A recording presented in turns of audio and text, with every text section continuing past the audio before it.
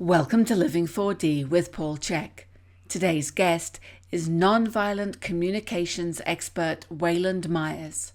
Hello, everybody. Welcome to Living 4D with Paul Chek. Today, I have a very important topic for us. Our title is Nonviolent Communication Basics. Our guest is Wayland Myers, and I came across Wayland's book many years ago, probably near when it came out. How long ago did it 98. come out? 98. So I came across it. My mother and her husband are NVC teachers. Oh, okay. So they used to teach in my level 4 Chek practitioner training program. So what last are their year, names? I might have known them. Back then. Alex Sensor and Mira Sensor. I do. You do know I them? do know them. Yeah. I knew them well. Cool. Yeah. We were in the same early trainers training groups. Well, there you go. That's my mother that did those sculptures. No kidding. Yeah. Wow. Yeah. What a trip. Yeah. Alex doesn't seem old enough to be your father. He's stepfather. He's my stepfather. Okay, Yeah. all right. He's actually about almost 80. Wow. Yeah. Okay. Yeah. I think my mom's 76 now. Oh, what a riot. Yeah. Oh, we do have some connections. Yeah. That's cool, eh? Yeah. So anyhow, I was reading Marshall Rosenberg's book and studying NVC, and I just felt that it was so complex to teach beginners. So I started searching the internet for other books, and I found your book. Mm-hmm. And I read it, and actually I could show it to you. It's full of notes, and I even drew diagrams that I think would help people. And I actually bought a ton of them and started giving them out to my students as part of their training, and said, "This is all you need. If you can just work with that, it'll change your life." Well, that's great because that's exactly what I'd hoped for. A primer. Yeah, it's simple. It's like Cliff Notes, but it's Yeah. got the key elements in it. And I honestly think until you master that, going deeper is just going to get you probably confused, really. Mm-hmm. So yeah. I felt that you hit the bullseye with that book.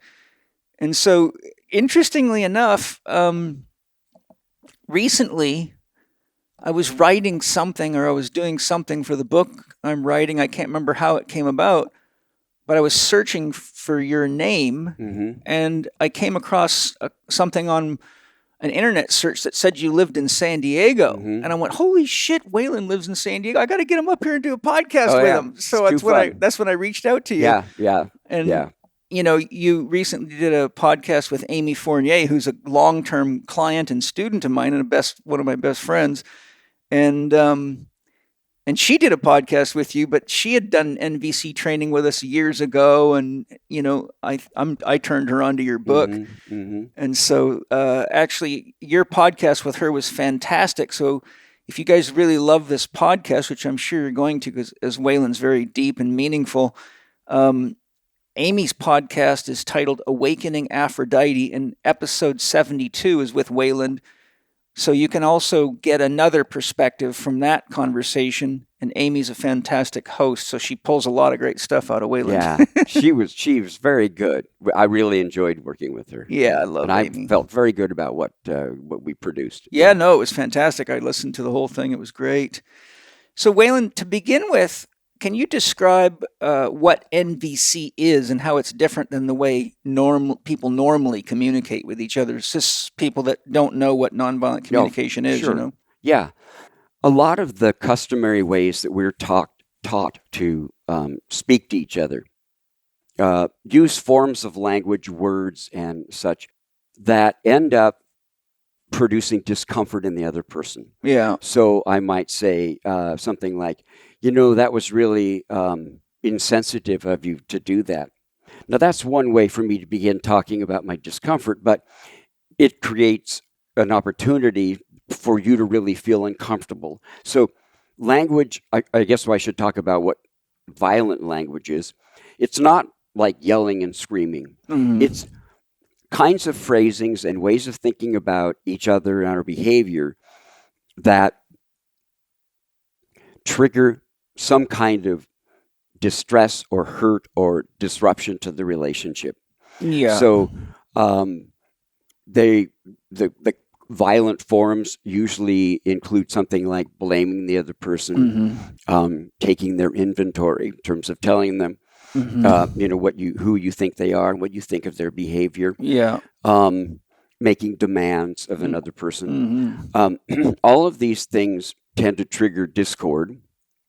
And so Marshall recognized that many, many years ago and started asking himself, what would be a more smooth and compassionate way for people to begin to talk to each other? What kind of language would they use?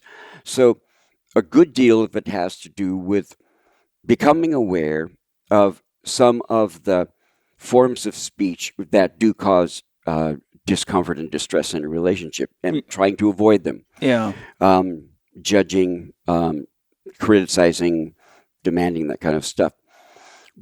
And then learning alternative ways to talk about what's going on with you or with the other person. Now, in that alternative, in terms of the alternative ways, Marshall understood, and it's now really being supported by recent neurological research on the way humans work, and even primates, but also the current thinking in terms of human evolution and how we came to be and work the way that we are today. What he figured out is now really being supported and validated, which I find very exciting. So what he understood is that all of us, and he didn't use these terms, I'm going to use these terms, all of us are the product of a common evolution as humanity. And that in the course of that evolution, when we began learning to live together, we started to develop not just, initially, I hope I don't get too complicated here, but initially we were beings that had bodily sensations that informed us about our physical well-being, thirst, hunger, sex drive, instincts and stuff like that. And that was kind of the beginning place. But once we started to work together socially, we began to develop social needs. So, and over time and many millennia, there are certain basic needs that have developed in humanity that we all share. They get expressed in different ways. People have different rules and stuff, but the need to be heard, the need to be respected, the need to connect with other people, the need for solitude. All kinds of needs that we all have. So when we have a need, let's just talk about the emotional, social kinds of needs that we have. When we have a need that isn't being met, the way our bodies tell us about that is through our emotions. We start to feel uncomfortable and ill at ease. And if we learn to listen to our bodies and the sensations that are there, we discover, I'm feeling lonely. Okay. So the need underlying that is a need for connection. And right now, I'm just really feeling all by myself. That's a very valuable thing for me to know. And so the emotion, feeling lonely, tells me that about this part of my well-being.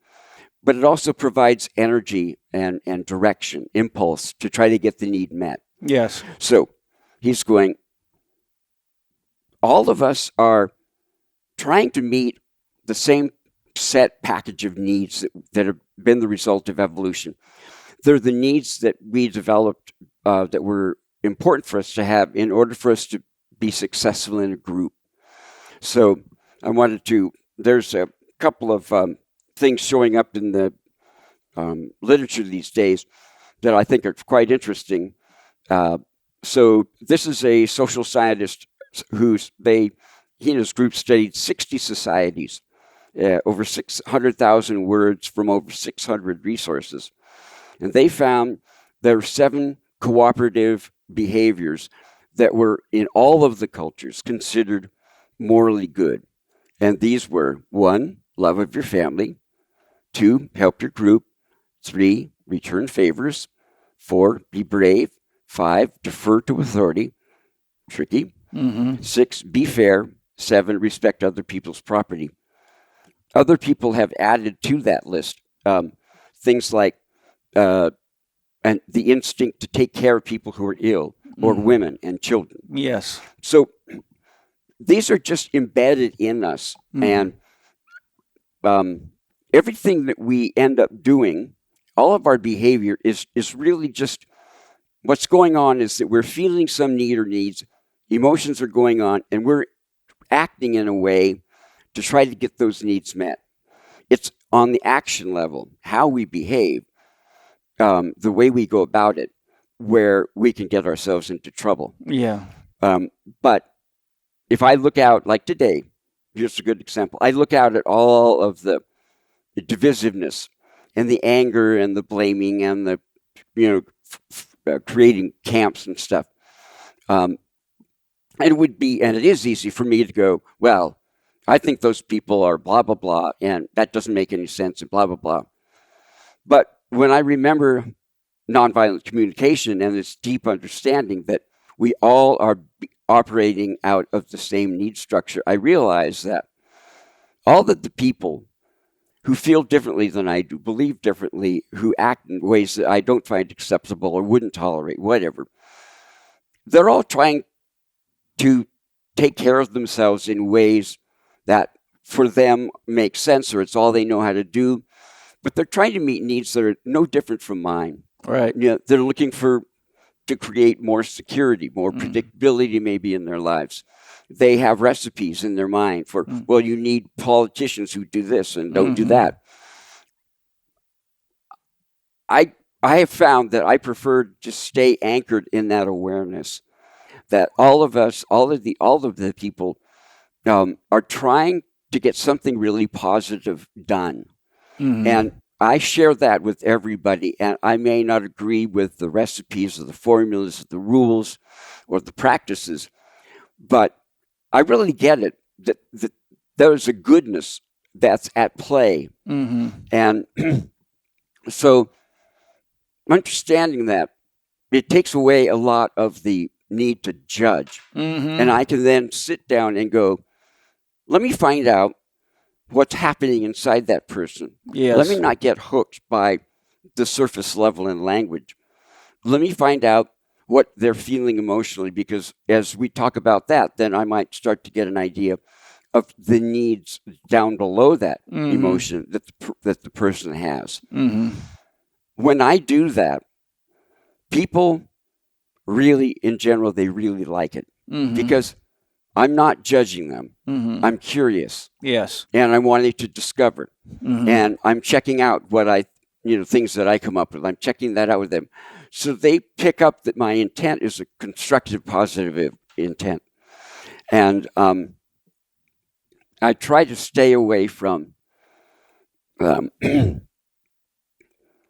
just works better. Let me tell you a story of a conversation I had with a man who is a lifelong Republican, comes from a lifelong Republican family. He is the friend of a very good friend of, he's the brother of a very good friend of ours. And we were going to spend, my wife and I were going to spend Christmas with them one year. And I was told before we got on the plane, now, remember, don't talk to, I'm going to just call him Bill. Just don't bring up politics with Bill. It's not going to go anywhere good. There's just no point. Okay. Would you promise me, I want to have a really great time with this family. I love them. Hun, could you promise me you won't talk to Bill in that way? So I said, I promise I won't bring that up with Bill. Okay. Bill and I really love and enjoy each other, respect each other. Okay, so he invites me out to coffee. He has this little tradition he does every day. He goes to coffee and he goes, do you want to come with me? So I go, yeah. So we go and we're in this coffee shop and we're just talking and, kind of getting caught up and stuff. And at one point, the topic of the distress and discord going on in our country and the dysfunction got touched on. And I said, it is really sad that we are in such a state of distress and mess, and it's all, tangled up. It's a very sad situation. And I said, the reason I feel that sad is because I think we're all wanting the same thing, but we don't know that. We're not aware of that. I think we all want a government that works well for the people. Mm-hmm. We want a government that's efficient, that's intelligent. Trustworthy. Well, and there is that. Yes, we'd like to have a government that's trustworthy, takes good care of people, is honest. It's a government by the people. Yes. Not the corporations. Not the corporations or anybody else. Yeah. That's what we're all wanting. Now, you have a different idea about what it would take to get there and who should be involved. But I think we have a great deal in common. And so we began talking about what we had in common. Mm-hmm. That we really, what does it mean to have a government that really works for the people? Yeah. It really takes care of the people. So we began to really lay out what each of us thought. And we found, wow, we see a lot of the stuff the same. Yeah. And then that led into discussions of, he lives in California, he has his whole life, and I have as well. So he brought up the fact that he liked some of the things that Governor Brown did, Jerry Brown. It was Jerry Brown. And yet he's a Republican. Mm-hmm. And I said, well, I voted for Arnold Schwarzenegger when he ran because I thought he was the best choice at the time. And so that got us into kind of more of a detailed discussion of what we saw that we liked and what we supported. And we talked for about 2 hours. And when we got done, we both felt very proud that we had really connected in a very deep way that was respectful. And we felt far more connected. And I understood his perspective. And I found out that he was nowhere near as black and white and reactive as I had been warned that he might be. So probably because the way you approached it. Yeah, I think, yes, absolutely. Because I going, okay, where do I go from here? I was supposed to not talk about this, but it's come up. Let me see, what's probably the safest avenue? It's a good thing you're in a coffee shop without your wife. yeah. I would have been, my shins would have been all bruised up, I'm sure. Excuse me. Oh, yeah. I really do believe we have all of this stuff in common in terms of the vision we have for what we'd like our country to be doing and how it would be doing it. Yeah. And I found out that was completely true. I didn't go into, if you really want a government by the people and for the people, then, how can you go for this one and this one? That all the stuff that's games being played with election rules and all that kind of stuff. I didn't go there because I didn't feel that was going to get us anywhere that was valuable. But I think it was probably helpful for him to get clear, to have somebody make a clear statement that they were a Democrat and they really wanted a government that was really by the people and for the people, and what that meant, because that's exactly what he wanted. And who knows, maybe that might have led later on for him to look at some of those restrictions with the voting rules a little bit differently, because he goes, is that really going to get us where we want to go? So it was just a very wonderful experience, and we were both very proud because we knew we talked about something very tricky. Mm-hmm. And later I told him, I said, I was told, absolutely, please promise me you won't go there. And so we had a good laugh, but it was so nice to be able to talk to somebody who had different views and perspectives and ideas, but we were really talking about what we agreed on. Yeah. And because when you get down to that deeper level of sort of the needs that you have, that you want met, you want a healthy government, you want this, that, those are things that everybody generally wants. And so that's the commonality level. Yeah. So we're talking on that, how I feel and why it really, why it matters to me, what makes it good for me. Mm-hmm. That's the second part of nonviolent communication. It's not just about avoiding these forms that might create distress. Yeah. But it's recognizing that, these are the two levels that are the most powerful in terms of creating connection. So the two levels and understanding. The two levels being, what are you feeling? Yes. And what are you needing? And what is that feeling connected to? Yeah. Because the feelings are the children, in a way, of the needs. Every single thing we do is a need. What's going on is we have a need, and we're trying to fulfill it in some fashion. Yes. Like right now, I have a need to share this perspective with people, and so I'm talking this way and I'm going about it in a certain way. But I was thirsty a moment ago, and so, I decided, okay, I'll drink some water. So the idea that the person across from you is exactly the same as you are in terms of what's really deeply, fundamentally important. Yes.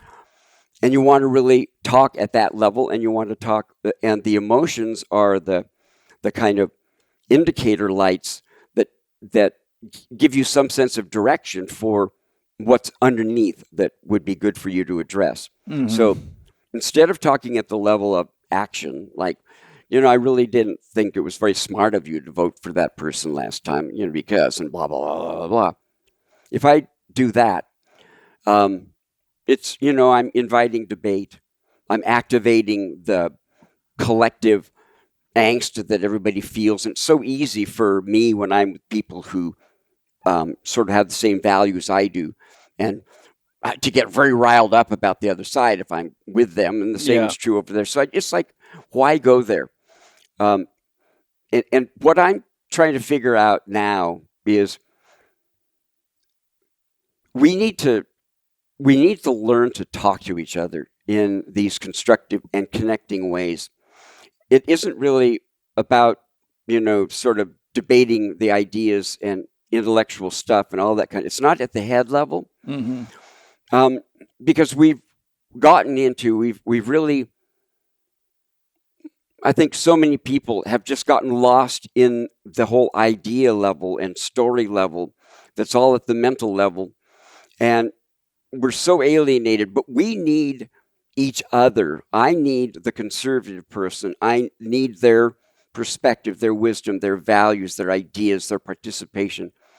And they need me as well. Mm-hmm. But we don't know we're not figuring out how to do that right now. We've really gone into the, what was that article that the guy said, I wish I could remember it, but it's so easy to get into the path of that criticism and the collective story on your side and your side.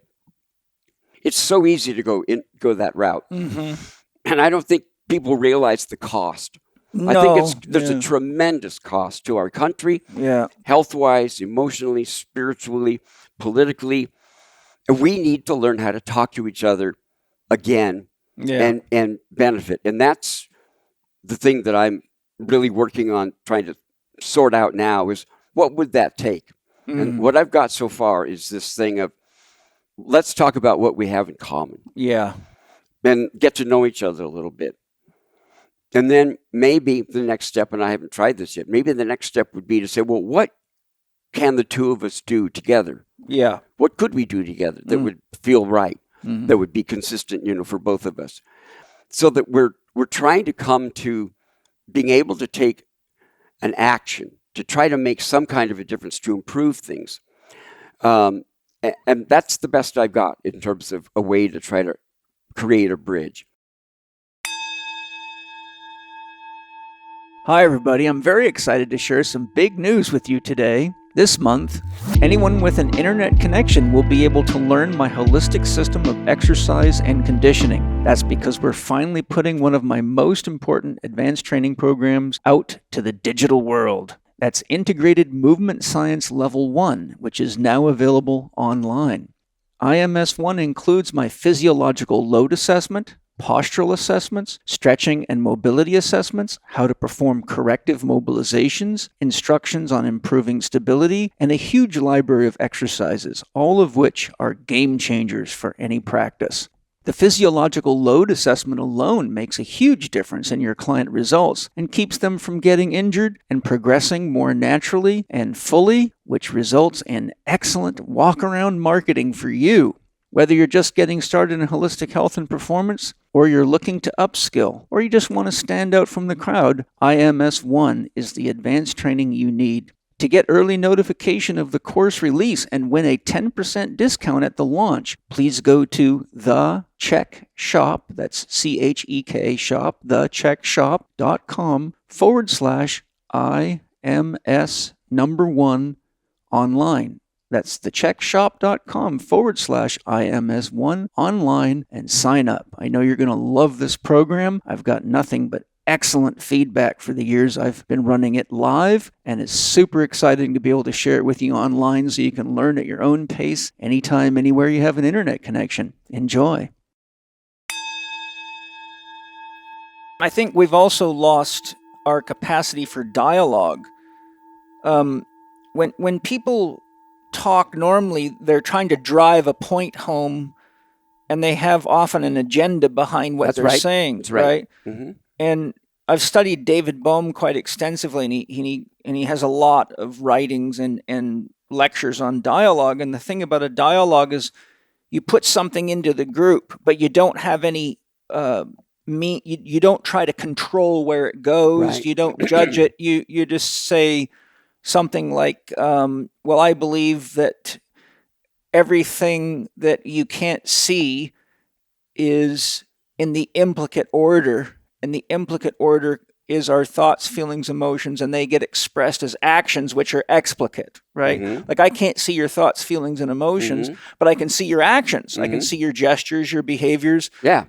And even though you may be thinking something inside, like a judgment against me or something, we can all read that there's something under the surface. Yeah, we can pick that stuff right? up, yeah. The point being is that's the beginning of a dialogue. And you might disagree, and I will say, well, what do you think happens? What's your internal picture? That's right. And the next guy says, well, I have a different idea. And so you just let it move around the room, and everyone says, wow, I never thought of that, or wow, I had no idea you could look at it that way, or well, I'm glad I don't think that way because that would be stressful. But there's no... we don't have the ability to dialogue about ideas and discuss options. Yeah. We've lost that because we've gotten into struggling for power. Yes, it's my idea versus your idea instead of how do they fit together, or can they fit together, and if they can't, what's in the way? Maybe there's something we're missing. Yeah, right. Maybe there's an X factor. No, exactly, and that's the wonderful thing about they've done a lot of studies of who do individuals who are super bright end up choosing the right things and coming up with the right ideas better than groups, like a 5-people committee or something. And they found that generally groups do a better job of figuring out where to go, whatever, because you've got that diversity. Yes. But the group has to have a conversational patterning that is supportive of dialogue, just dialogue. And that's something that really, I think, and that's really the frame of mind I brought with me when I met with this friend, was that I wanted to have a dialogue. If we did, I wanted it just to be a dialogue. Yeah. So it's about exploring, it's about discovering, it's about, learning more or whatever. And I think that we've just, we've fallen as a society, and I'm talking U.S. here, it probably is true for other countries as well, where it's a pattern of criticism of the other side, fighting to be the one who's in charge and gets to be in control, and demonizing, very black and whiting the other side. All you do is get further and further apart. Yeah, and I know from studying Marshall Rosenberg's work, and by the way, Wayland's mentioned the name Marshall. Marshall's the founder of nonviolent communication, Marshall Rosenberg. And I know from studying Marshall's work, he says all judgments are violent, are tragic expressions of unmet needs. Yes, that's a very good. Now, it's not just a judgment. It's a moralistic judgment. Because people go, well, gosh, I have an opinion about that. Well, the issue is not whether you have an opinion, it's whether it's been moralized, like it's the right, the wrong. Yeah. And that is that's a wonderful, I'm glad you brought that out, because that is a wonderful way of saying it. Yeah, and so the point being is to refer back to what you've just been sharing, is that the judgments are separating words. That's right. They separate us from each other, but the unmet need, as you said, is almost always something we have in common. Yeah. So if we aren't conscious of the fact that we're using judgment phrases or judgment words or judgment intentions to try to put somebody in their place or show them how wrong they are or whatever it is, then what happens is we overlook our commonality, our common connection. And that's where the bonding force, and that's, why the dialogue's important, is because if you know how to do a dialogue, you're not supposed to exclude anybody's opinion. Right. Because, I think the roots of the word discussion link back to percussion, and percussion is separate. You have a beat, beat, beat, beat, so there's a separation. But a dialogue's supposed to flow like water going through a creek, not a beat, beat, beat. Yeah. And so I think if we all worldwide sat still and when somebody was saying something that felt stressful or painful to us, if we just said in our mind, what is the unmet need being expressed here, and use that as a trigger to say, let me explore that. So what I know from my training, so I'm guessing what you really are wanting is, or what you're really needing is, then you almost always, it boils down to something to do with safety and security. In which it's interesting because I've spent a lot of time over the years thinking about sort of that we all have kind of a hierarchy of needs at any one moment. On one level, let's say I'm exhausted and I'm depleted and I don't want to do anything, but a friend who's dear to me really needs some help. Well, that need happens to be a higher need, a stronger need for me. So I'll go there. It's not always about going with sort of like your strongest. Well, not strongest, but I'm not sure how to explain that, except that it's been helpful for me to recognize that at any one moment in time, there's kind of a stacking of needs in terms of priorities. And I need to kind of check with myself. Yeah, this is a very strong one. I really want to just do nothing. But how about this one? Ooh, that one really has a lot of weight, really a lot of power, a lot of weight to it. I really want to help. And so I'll just gear up and go help. And so I think that's an important thing to understand. But so people wanting safety, that sort of like it all often comes down to, I just want to feel safe. So I asked myself, is safety really the kind of foundational need? And the answer I came up with is no. And here's how I came up with it. I said, if I had safety, how would my life be different? Right. And the answer is, then I could thrive. I could be who I am. I could be open to whatever I was thinking, and I could, be inventive, and I could be whatever. And it's that the foundational, I guess, belief is I am good. And basically, I think everybody, all human beings, the core, if you get down below all the programming and the damage that's been done to them or whatever, they're good. They're good. And though that deep package of basic needs is the same. So I realized, the reason I would want safety is because then it would allow me to, or I would feel comfortable moving about the world, doing the things that matter the most, and I could thrive. And I think that's what a lot of people really are looking for. And of course, we have to have a certain measure of safety in order to be willing to do that.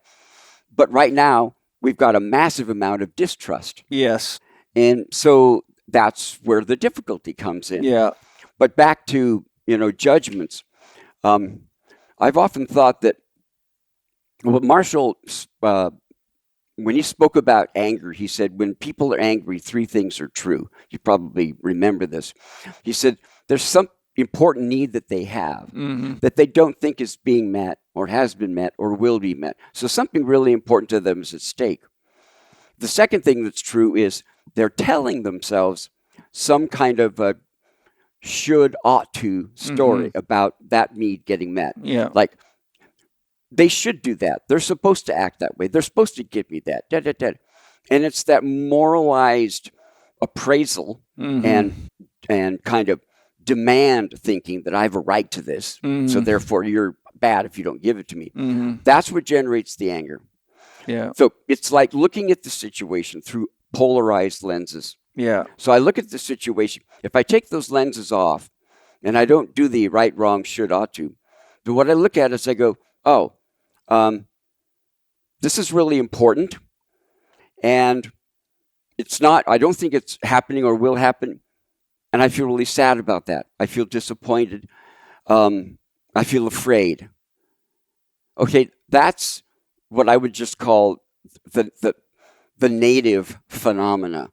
But when I put on moralizing glasses, polarizing glasses, those then, when I look through that set of lenses shows what's right or wrong, supposed to, should, ought, all that stuff, all that judgmental, moralistic judgment. Then I look at you and I see you in that way. You're supposed to do that. Yeah. But if I take that off, then I just look at, I'd really like this and it's not happening. Is it possible you could? Yes. It's going to work better. So that's one of the things when I was talking about what I'm trying to do today in terms of relating to people who have very different values. I'm trying to leave those moralizing, polarizing glasses off of my face. Yeah. I call those words, I created a name for them for my students. I call them ant infections. Would ant, should ant, could ant, and did ant. Yeah. You didn't. Yeah. You wouldn't. You shouldn't. Yeah. Yeah. You couldn't. Yeah. And supposed to, got to, Yeah. need to, should do. Yeah. That. So you got would ants and do ants. Yes. And then when it comes to needs, I developed a hierarchy of needs for myself and my students. And basically, I have a saying, I before we always. Mm-hmm. And so my needs hierarchy is I, we, all. And inevitably Christians or somebody will say, well, that's very self-centered or whatever. You shouldn't be thinking about yourself. And I say, look, if you really care about other people enough to really be genuinely concerned about being there for them, how do you do that if you're not feeding yourself, resting yourself, taking care of yourself? Yeah. I mean, you can become the overloving mother and the burnt out person. And having been a therapist for 38 years, I'll tell you what happens. You start resenting the people you love. And that's how women get breast cancer and how men get all sorts of health problems and wish they didn't have their family and want to hide at work and get workaholism and everything else. So I say the first obligation we have is to ourselves because we're 50% of every relationship we have. And I say, for example, if I'm in a relationship with Wayland right now and 10% of me is missing because I'm thinking about how hungry I am or how I wish I was in the gym or I wish I didn't have to work today, I ask my students, how much of a deficit does that create in the relationship? And they almost always say 10%. I say, no, you're wrong. It creates a 20% deficit. Because there's 10% of me that's not here, and that's 10% Wayland cannot access. So that's 20%. I said, if you don't think 20%'s a lot, then ask your boss to reduce your paycheck next month by 20% and watch how much of a difference that makes for you. Have an experience of that. Yes, you can really see the magnitude of 20%. Yeah. So the point being is, if I really have commitments like I do and we all do to our family, let's say, or to our business, then I have to put myself first because I hold the responsibility of the we. And in my system, once you go to 3 people, you reach the all level. So I teach my students, karmically, if you're teaching people something that isn't true because you were too lazy to do your research or you're just throwing ideas out of your backside, but you don't really know what you're doing, if there's 30 people in the room, that knock-on effect could be 30 people telling 30 other people telling 30 other people, and they're all potentially getting injured because they're doing an exercise wrong or eating something that's not good for them or whatever. So I say we have to take responsibility ourselves for authenticating and being sure that we're comfortable enough with what we're sharing. And then when we share it with another person, we're 50%. But when we share it with more than 2 people, now you're a parent. Now you're a parent with children. You're influencing the whole world as a knock-on effect. And, like when you're people like us that are involved in lots of things, I mean, I'm involved in my own life and taking care of myself. I've got 3 kids. I've got a family. I've got property to take care of. So there's the we responsibilities. But when it comes to things like my institute or my podcast or things that are affecting the whole, I have to say, well, if I'm working for the institute and I'm working on my podcast, but I've got challenges in my relationships because I'm not present, then I can't really be present at the all level because a part of me is suffering. And then if I'm not taking care of myself, which is causing the problems in the we relationships, then now I'm in a double deficit. I go to work at making a podcast or working for the institute or teaching, and I'm carrying all this strife in me, and it's impossible to separate it out of my field. I'm impacting people with that at an unconscious or conscious level.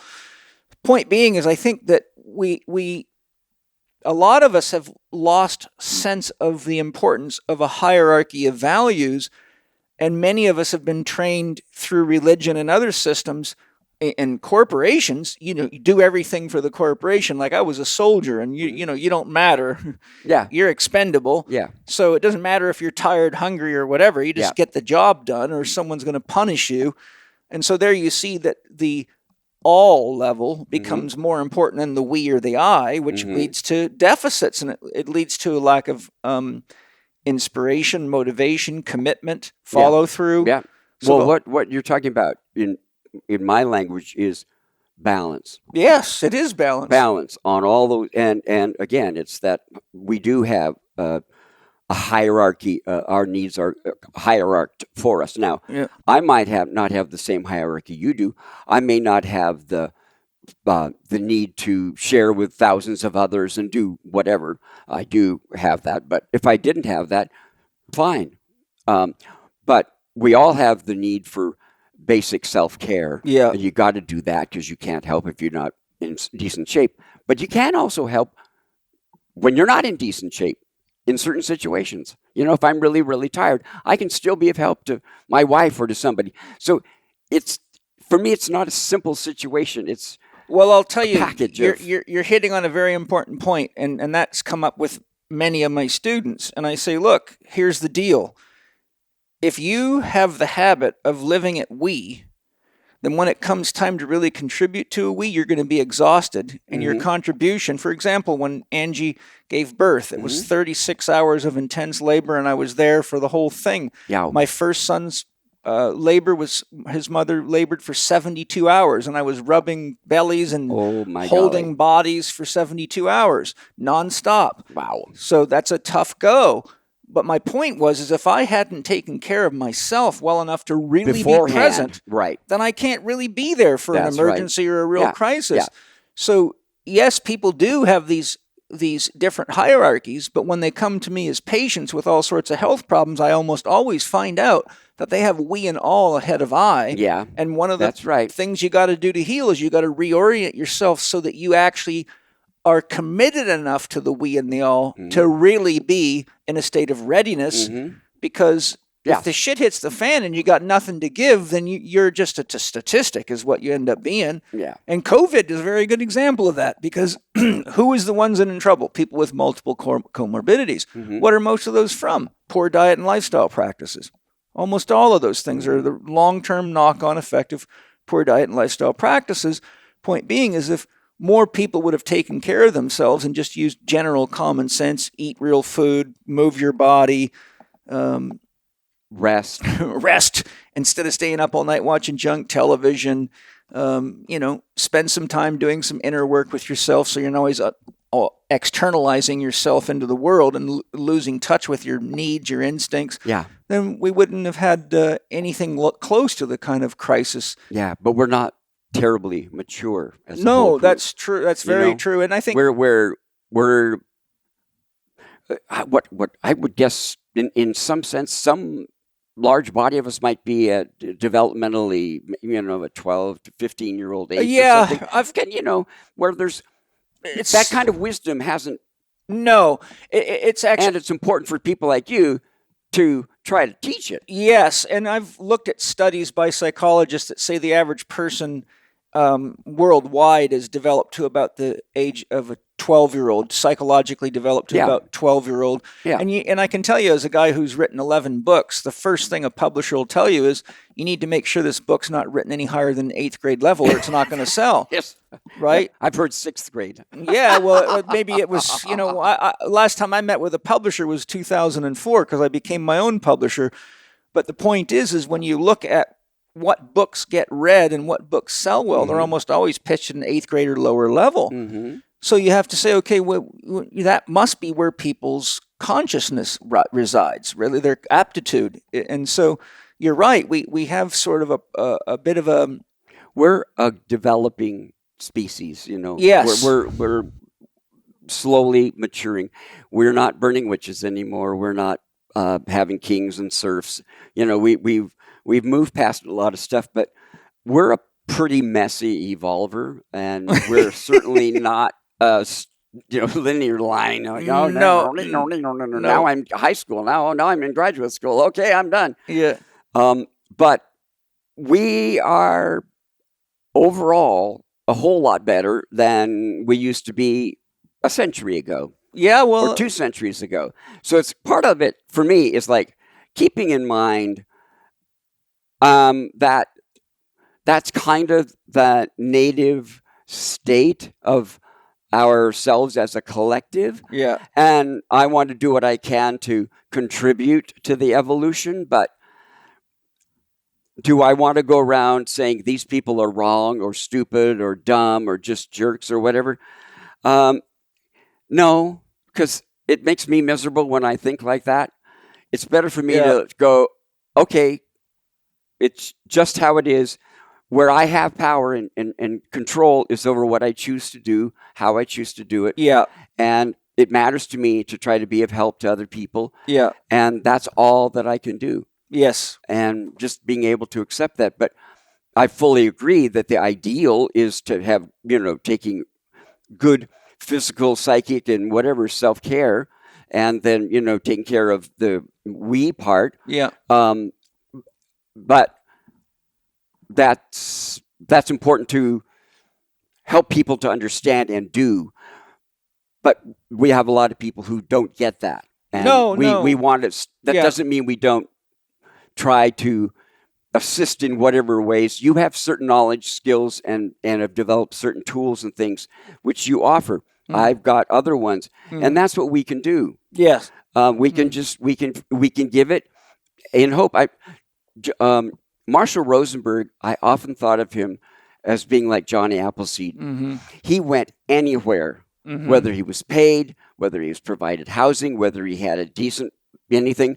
He would go anywhere. It was just I couldn't believe it that he was able to survive and move forward that way. But he would go anywhere and share what he had. Whether it was with 3 people or 300 people, he just kept plugging away. Yeah. And look where we are today in terms of the evolution of the nonviolent communication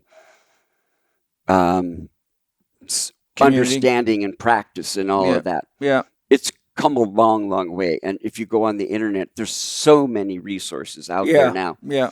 And that's wonderful, but there's still a lot of education to present and provide and hope that people find it useful and go. But that's just the state of affairs. Yeah, and I think for anybody that is psychologically mature enough to know the importance of the kinds of things we've been talking about, like taking care of yourself so you can take care of others, then we are emulating that to other people. Well, that's being matched up. Yeah. That was one thing you were speaking about earlier. It's really important to be matched up so that what you do is also what you live. Yes. To the best of your ability. Yeah. And otherwise it creates dissonance in people. If you say one thing and do another, then it's kind of now and you're not speaking from a living reality true sense. No. And so people they don't get it as well as they do if this is what's real for me. It's how I live my life. It's what I work on. Yeah. That gets right across to people. Yeah. Versus I can read all these things and then deliver a lecture. Right. I call that a cut and paste. That's interesting maybe, but Does it really impact people in a way not in their depth that at the depth that might shift slowly over time, shift them some way? Yeah. I don't think so. Yeah, I think we're all tuned into each other at an unconscious level. Many of you are aware of the importance of magnesium, but very few are aware that most of the magnesium products out there are not high quality and seldom do what they say they'll do on the bottle or the package. But Bioptimizers has produced the most comprehensive magnesium breakthrough product on the market. I've got Wade here to tell us a little bit about it. Wade, what makes your magnesium breakthrough product so unique? Well, I think because we combine a variety of magnesiums. In fact, we use 7 different types. So if you look at all the research papers out there, you'll see that they'll use various magnesiums, whether it's orotate, malate, sucrosomal is a hot one that's just come out recently, and they're rated on bioavailability. But the biggest component that a lot of people don't understand with magnesium is that different types of magnesium are uptaken by different parts of the body or different organs, some in your brain, some in your nervous system, some are vasodilators. And so there's a variance in people's responses depending on what they need magnesium for. So we went out to try and solve this problem by combining all 7 of the best magnesiums into one single capsule, which was very difficult because, number one, the bonding size was different. The nozzles for the machines wouldn't work. We don't use any fillers or chemical excipients, that's the flow regulators. And then we got them in the caps, and the caps rose. We had to do specialized caps. But when we solved all those problems and turned it out for ourselves, because we were tired of buying, I had a whole counter full of magnesiums. Well, guess what? A lot of people said this was the best magnesium product they've ever taken. And after being in this business for 18 years, it's quickly moved to our number 1 selling product in Bioptimizer history. What are just 2 or 3 things that magnesium is really supportive of? I know sleep challenges is one of them. What are some of the other key issues? Well, it acts as a down regulator for your nervous system to kind of help you relax and go into, out of fight or flight. And that's the biggest factor, especially today in a high blue light electromagnetic frequency world that we find ourselves in, a high stimulus environment. It's also critical for vasodilation. And vasodilation increases blood flow. And many times when we are suffering from a variety of pain or conditions in the body, it's because we're not getting oxygen in or toxins out of those tissues. And you've written a lot about it in your work. And so Magnesium Breakthrough, because it's so powerful and not available in most North American diets because of what we've done with farming, it's a great way to augment your diet. And it's easy to get. You go to magnesiumbreakthrough.com or magbreakthrough.com/living4D. You can get a 10% discount, and it's a money back guarantee. If it's not the best magnesium you've ever taken, you get your money back. MAG breakthrough.com, magbreakthrough.com/living4D. And is there a discount for the listeners? 10% all for right. all the listeners. All right, give it a go, you guys. Everything I use from Bioptimizers is the best I've ever used. That's why I love Wade and Bioptimizers. So you've heard how it's made, why it's made, and how it works. If you want the best, go get it. What I'd love to know is, you're a psychologist, and I'm curious, what is it that sparked your interest or desire to get into nonviolent communication? I mean, what circumstances led you to want to look into something? I had a miserable romantic relationship going on. One of those. I was dating a jackal, for God's sake. And I just thought, from what I'd heard from friends, there's got to be another way of communicating with each other other than the way this person was just fully jackalized. God bless them, and that's what they thought was the way to go. But for someone built the way I'm built, it just creates so much discomfort that it just doesn't work. And why does it create huge discomfort? Well, we can go backward to the kind of practices my father had. He was his father died when he was 7 in the Spanish influenza. And his German grandmother said, "You are now the man of the house" at 7. Yeah. And he just stopped really paying attention to himself and his feelings and his needs. And he grew up using the practice of you do what's logical, you do what's right, and emotions are really dangerous. They're you don't do what you feel like doing. You do what's right and what you should do. Well, I'm built as a kind of a living empathy bus, and I'm, as you can tell, I've got a lot of vitality and excitement and excitement, exuberance. You got Italian communication genes. Yes, that's right. Yeah. And so I'm like, wait a minute, and I can remember I had so many conversations that I'm going, wait a minute, emotions are really important. Yeah. Let me tell you why, and it's like, no, never worked. So, when I ran, and so all I got was, his intellectual diagnostic and predictive and just and demanding kind of stuff. So, okay. All right. So I went and, started attending Marshall's stuff. And it just really began to make a lot of sense to me. The whole idea that the sort of violent forms of language, judging, blaming, taking somebody's, criticizing, demanding, all that kind of stuff, it disrupted and interrupted the relationship. In spite of the fact that person was trying to get something, there was a need, and they were trying to get it met. Yeah. But they did it in a way that made me not, that's the third I forgot to get. The third thing Marshall said about anger is you've got a very important need that's whatever you're worried about. You're telling yourself somebody should, ought to, or is supposed to, but you're about to act in a way that will guarantee they won't. Yeah. That's a bit of... and that's what would happen. Yeah. And so I slowly had to, figure out that if somebody used that kind of expression with me, that rather than meeting them head on, counter-diagnosing or debating, no, that's not really true, that's not fair. It was better for me to just kind of pause, and this is, I think you were talking about under the hat. Yeah. Just pause for a moment and go, okay, so can I figure out what's really going on here? What's the unmet need that they're talking about? And if I have the presence of mind to do that, and I can really direct the conversation in a very different direction. Do I do that regularly? I practice, I'll meet kind with kind. But the nice thing is that very quickly as the misery, escalates, I go, oh, wait a minute. Okay, so let's back off. Let me ask this. If I did what you would really like me to have done or that I would do, what would make that better for you?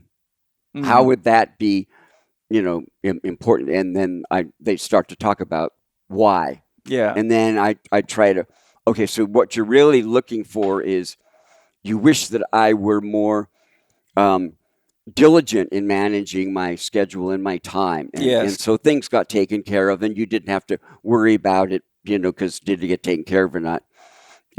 Does that sound about right? Yeah. That's about right. Yeah. Okay, and if I were able to do that, my guess is that what would be nice about that is you'd like to relax a lot more. Yeah. You'd like to have more time and energy available to do whatever you do. Yeah, that's what I want, And then we're connected up. Yeah. And I'm also, because I can see and feel how important it is for them to have more, to be more relaxed and have more time. I naturally want to meet the need. Yeah. Because it's touched me. Yes. Yeah. This is another really fascinating piece of this whole nonviolent communication approach. But one of your questions was, if somebody wants something, we don't maybe want to hear what they want because we're afraid we'll be forced to do it or whatever. Right.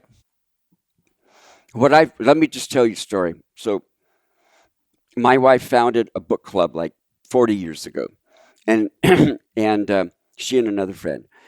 And it was a wonderful book club. It had both men and women, and it just worked really well. Well, I have a very hard time with reading. I'm a very slow reader, and so the book club would meet, pick a book, and I would very often have trouble finishing reading the book, even if it was 8 weeks later. I'd still have a hard time. So after a while, I started to just feel really badly that I wasn't able to do that, and I said, would it be all right with you if I just didn't do book club? Because I'm not a very good member in the sense of reading it and everything. And she was very distraught about that. And Is this your wife? Puzzled. Yeah, my wife, yeah. She was very distraught about that. And I'm like, initially, I just kept explaining why I would like that. Mm-hmm. And then bingo, the old giraffe awakened within me and went, you might want to find out why she wants you to come. Yeah. Why it's so important, because she's not giving up. So I said, could you tell me why it's so important to you that I would come to book club? She goes, well, because I started it. Okay. And I really want you, it's really important to me, and I want you to share in it. Mm-hmm. Oh, remind me again when the next book club's scheduled. I'm going to be there. Yeah. And it was a genuine transformation in my desires just because I was able to get to that need level. Mm-hmm. And at that level, we touch each other. And very often people who come together and they look like they've got really going to have a real problem because they're competing, whatever. If they're able to somehow put together a conversation that gets down to why the thing it is I want is really important to me. Yeah. The dream I have that I'm trying to realize, and I think that's what needs to be done. If we get to that level, it's very often transformative in both directions. And if I'm able to share the same thing with them, we both end up going, I want to do something to meet your need in the way that you want it to be met. Right. So if I'm understanding you right, your reticence was the pressure of having to read a book to share. And so you didn't want to be involved because of the pressure.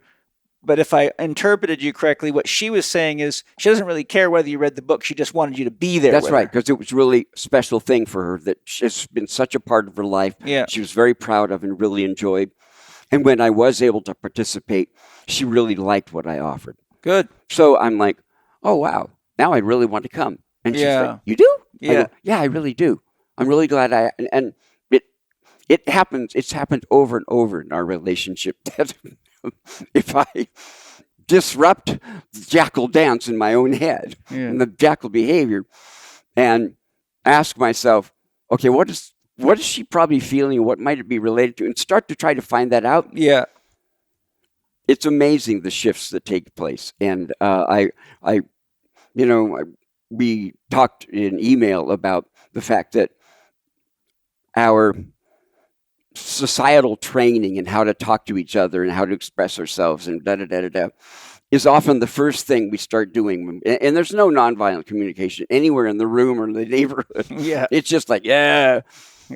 But when the giraffe awakens and the light goes on, it's really incredible how transformative that can be. Yeah. And I remember asking Marshall way long ago, I said, do you talk this way all the time? Yeah. And he goes, oh, no. He said, no. He said, that'd be way too hard. Yeah. He said, I'll tell you what I do. I get very good at cleaning up my messes. Yeah.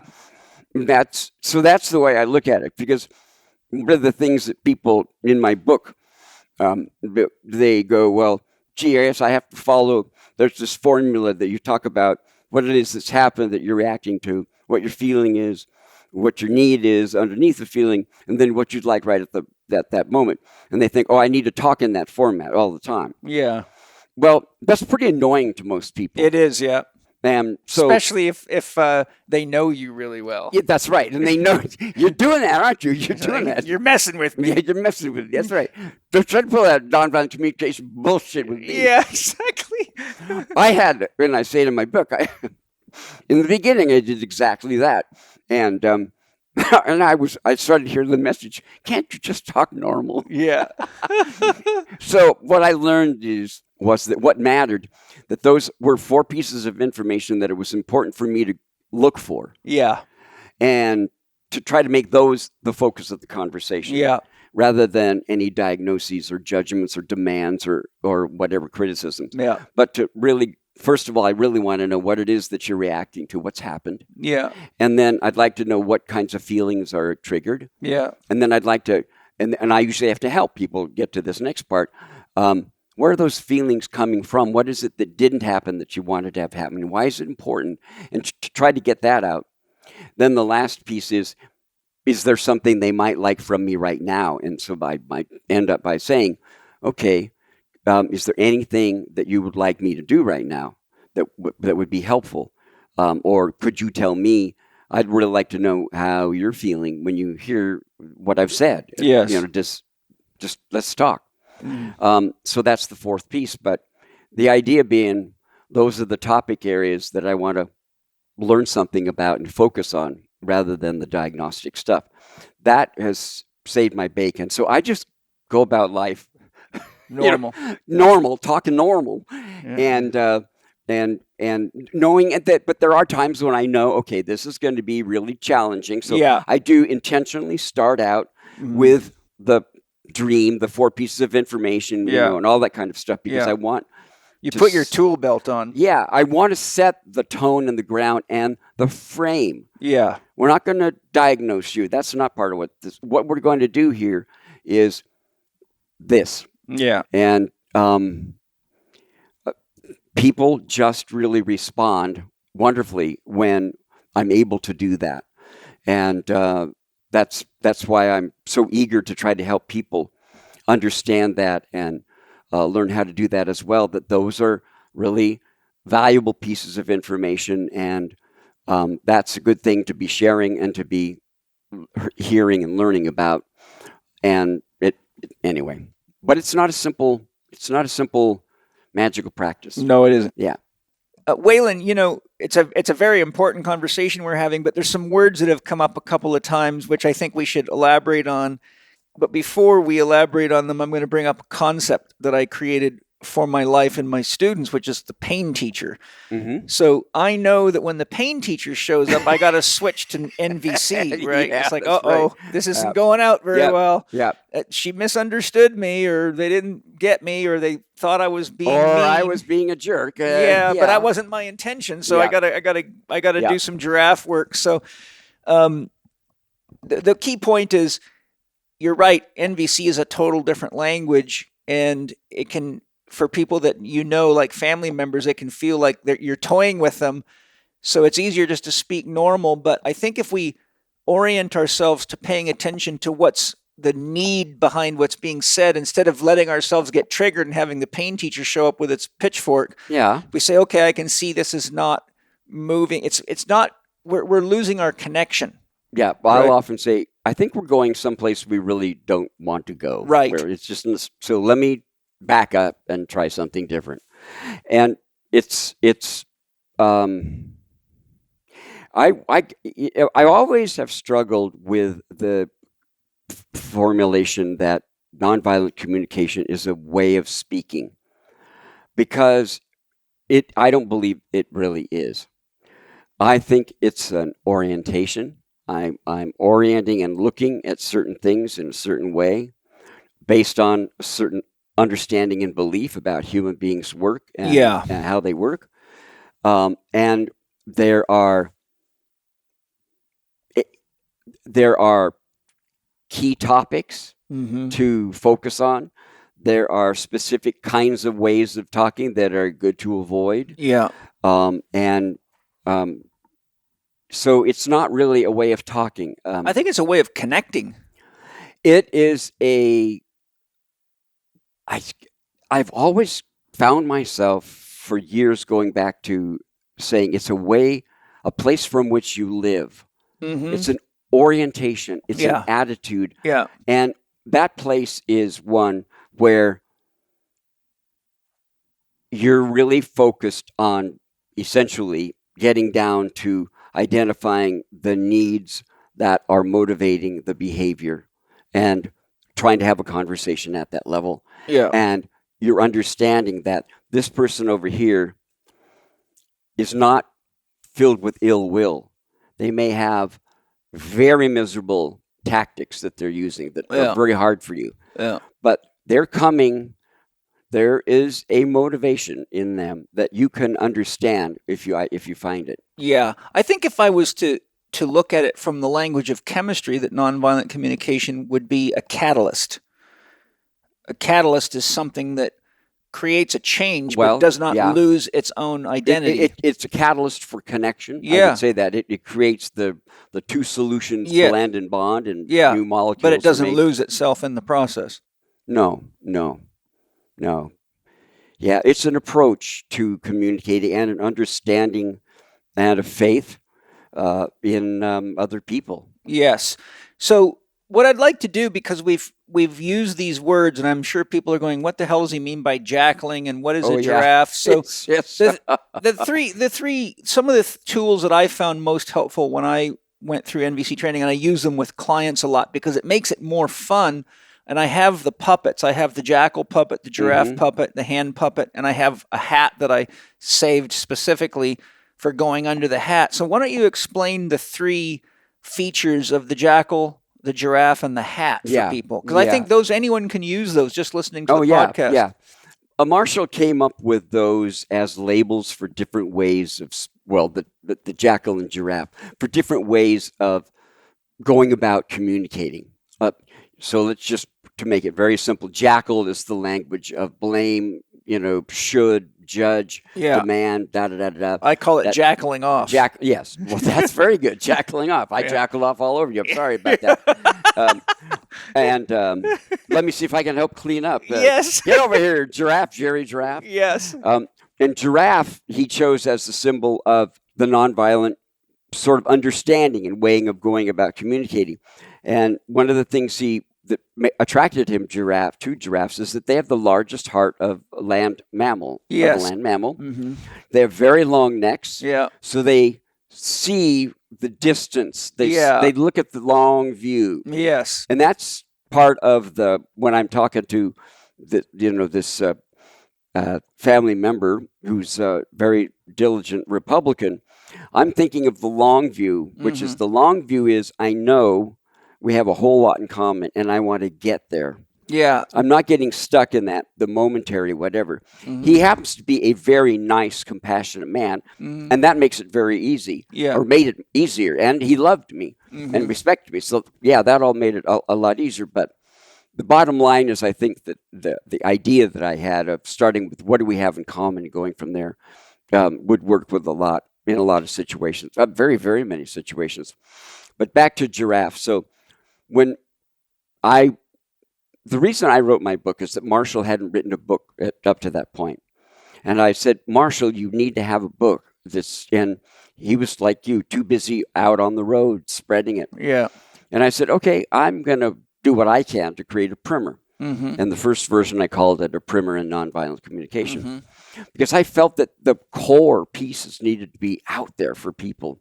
Yeah. So one of the things he said I went through several of his trainings for trainers over the years, and one of the things he said is you want to, when you're going to be with people, working with people, you want to give it away as quickly as possible. So that was really a guiding thought in my creating the book, because I wanted to keep it simple, give it away quickly. So as I started looking into, I decided I needed to find out about jackals. Yeah. Because I thought, why has he chosen the jackal? I mean, everybody thinks bad things. Well, I found out jackals are a very adorable, cute animal that live in Africa. They're very family-oriented. And so I went back to him and I said, Marshall, I'd like to show you a picture of jackal and tell you about them. And he goes, oh, I'm so sorry. I apologize to the jackals of the universe. So jackals are wonderful. This is just a shorthand way of talking about the disruptive, destructive forms of speech. So that's why he used the jackal, and he would do it like you with the puppets. So the jackal would talk this way, and the giraffe would talk that way, and make it fun. Now, the under the hat, that wasn't something that I really learned much about when I was training with them in the early days. Oh, is that right?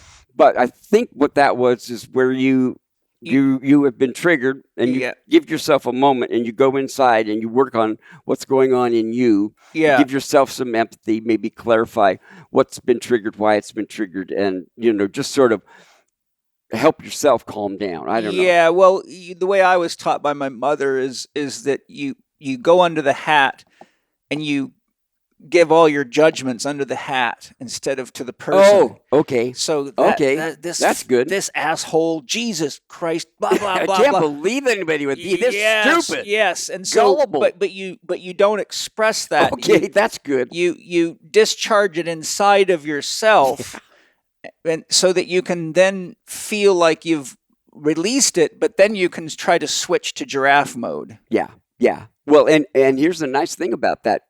If I listen to my jackling, all the things, I slowly begin to go, what is it that I'm feeling, needing, and wanting? Right.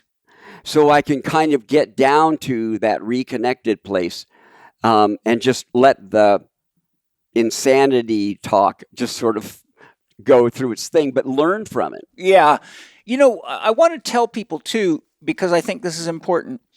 Your book is a small book. It's 67 or... No, it's 91 pages. 91 pages, but it's like... It's very small format. It's quarter pocket size. You can put it in your pocket, and it's easy to read. And I've read the Marshall Rosenberg's main book. Yeah, it's about 250 pages, something like that. But the thing is that it was overwhelming, because whenever I kept finding myself in situations where I realized later I hadn't practiced it because I got too triggered. But when I got your book, I found that it made a simple roadmap. I could just keep a few things in my mind, like I want to listen for their needs. I've got to be careful not to use jackal language. So what are their wants, feelings, and needs? And what are mine? What are mine? And how can we find a way to have empathy for each other so we can connect? So there's just like the key principles I think are very practicable. And, I have your book on my desk. I've had it on my desk for a long time. In fact, I often have to dust it off because it's sitting there for so long, And, well, that's very lovely to hear. And like I said, I left notes, and I created my own diagrams so I could synthesize things into an image because I'm a very visual person. But I want the listeners to know that this little book is very practical. It's real easy to read, and it's got the most important elements of nonviolent communication. So I think before you even go do a nonviolent communication training program or read a bigger, longer book, idea. It's actually simple, because if you practice that and you feel rewarded, then you know that you have shall we say, the right stuff to go deeper into it. But I don't think anyone needs to go further than your book until they practice that, because it's kind of like learning the basics of any skill. You don't want to learn to do fancy stuff before you know the rules of the game. I think Marshall felt he wanted to cover a whole bunch of different arenas where it would be applied: education, politics, and all of that, and that's wonderful. But as I say, I just thought, boy, they need a primer, and I'm really glad that I did. My book has continued to sell steadily for, so what are we at now? 24 years, and somebody had my book on a train in France. A guy was sitting next to him many years ago, and he happened to be working for a publisher and was their English to French translator. This publisher produces like a kiosk of Cliff Notes, little books, on all these like health topics, eating this way and, parenting and whatever. And this just fit perfectly into their, smorgasbord of single topic things.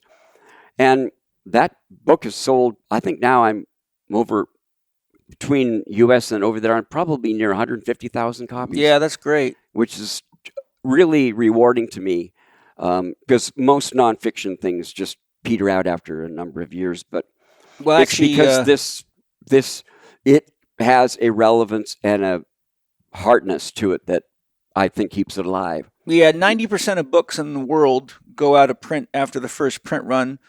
And 90% of books are not read past the first chapter. Really? Yeah, those are statistics I got from my publishing agent. Wow. Yeah. Well, no, I guess I'm not the only one who doesn't read books all the way through. Yeah. Wow, that's really interesting. Yeah, it is. And here I am writing a great big book.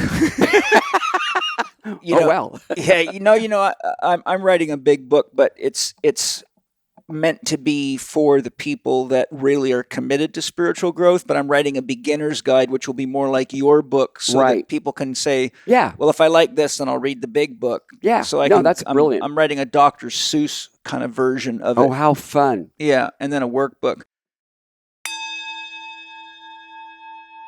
Symbiotica makes an amazing product called Liposomal B12. I love it. It tastes great. It's very effective. But I am not the technical engineer behind the genius of the product, and the man that is sitting right here. So, Shervin, tell us what is unique about Liposomal B12 and why should people consider using it? Well, I'd like to call it a much longer name, but in the I'm sure you could. Yeah, but at the scope of, having to label something, it's called liposomal B12, but in actuality, it's liposomal methylcobalamin and liposomal adenosylcobalamin, which are two forms of B12 that are readily usable by the body in terms of cellular energy and methylation. We also have L-methylfolate in there and vitamin B6 pyridoxine in combination with fulvic minerals, which actually push the vitamins to do their job. And, a lot of people talk about B12 being an energy producer, but it's not a stimulant. What it does is it cleans up the cell, allows the cell to properly methylate, which means cleansing the cell, which ultimately, when you cleanse the cell, you get more energy. So this formula, it being in liposomal form, is probably all of my top athletes' favorite product. And I use it every single day. And another thing that just really quick jump on is we have this whole thing with Mthfr gene mutation. Yeah. That's a big thing that everyone now is getting tested on. A lot of children are considered to be on the spectrum when the whole time they weren't properly methylating. Right. This is, fuel for that fire of the methylation process. That's specifically what this product is. This is a methylator. Which means what to the layman? Which means that it allows the body to recognize which cells need to be cleansed, which cells need to have programmed death, apoptosis, helps the body go into autophagy. All of the things regarding macrophages and cellular cleanup and all that stuff, you need this nutrient in these forms to have a very cohesive system. And today we need clean cells. And it actually works very fast as well. I mean, when I squirt it in my mouth, I can feel it happening quickly. It's almost immediately. And just like any other Symbiotica product, there's no additives, there's no fillers. We've really upgraded the original product to where we're at today. And if you're listening to this, you're going to be getting the new version of this, which is just through the roof. It tastes delicious. It's awesome. It's in our Myron glass bottle, so it's blocked from ultraviolet light. This stuff is, it's the best ever. Yeah, awesome. So if you want to get the world's greatest liposomal B12, go to symbiotica.com, CYMBIOTIKA.com, and use the code CHEK15 on checkout. You won't be disappointed. A question that I had is, what do you think Marshall Rosenberg would have to say with all the censorship going on in the world right now? Well, tell me what you are meaning when you say censorship. Well, for example, if you publish anything at all on any social media platform that suggests that vaccinations that are the COVID vaccinations are maybe not safe or aren't based on solid science, or that you have other opinions, or that you think ivermectin is a better approach, or any of the natural approaches, you will immediately be taken down. And if you do it a couple times, they'll ban you. Angie's been kicked off Facebook for about 5 times for sharing things like case histories of people that she's worked with that have gotten badly injured by the vaccines or died. So you basically cannot say anything that goes against their agenda because of the censorship. Yeah. What would Marshall say?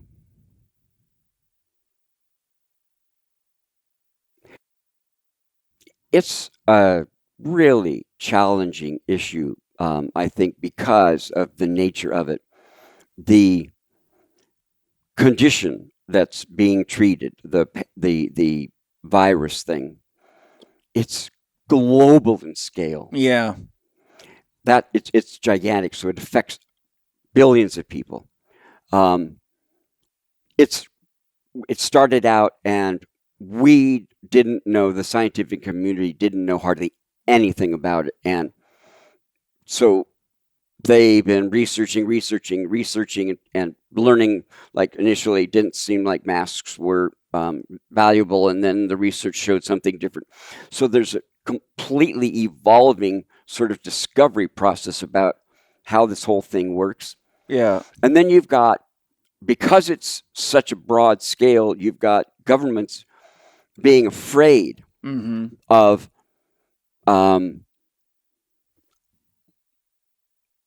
not having people do what at that point in time looks like the very best thing to do.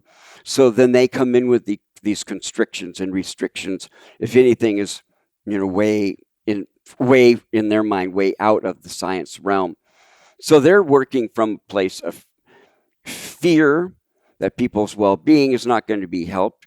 And then you've got the fact that it's this whole energy that's out there in the political world, but also in the healthcare opinion world. Everybody's against everybody and very vitriolic about it, and angry and defensive and whatever. So you've got that. There's a volatility and a aggressiveness on both sides that I don't think is constructive in the longer run. And there's not been any dialogue. Yeah. Which we were talking about before.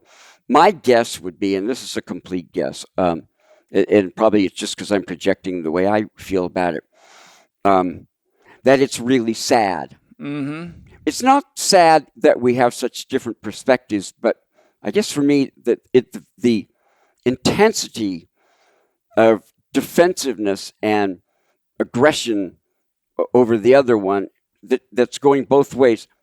I just am really, really sorry to see that, because I think it doesn't help. No. And it also, it's part of that basic movement right now in humanity where we're much more into taking other people's inventory that are different from us and feeling that's okay to do. Yeah. I can just speak out and say you're an idiot. And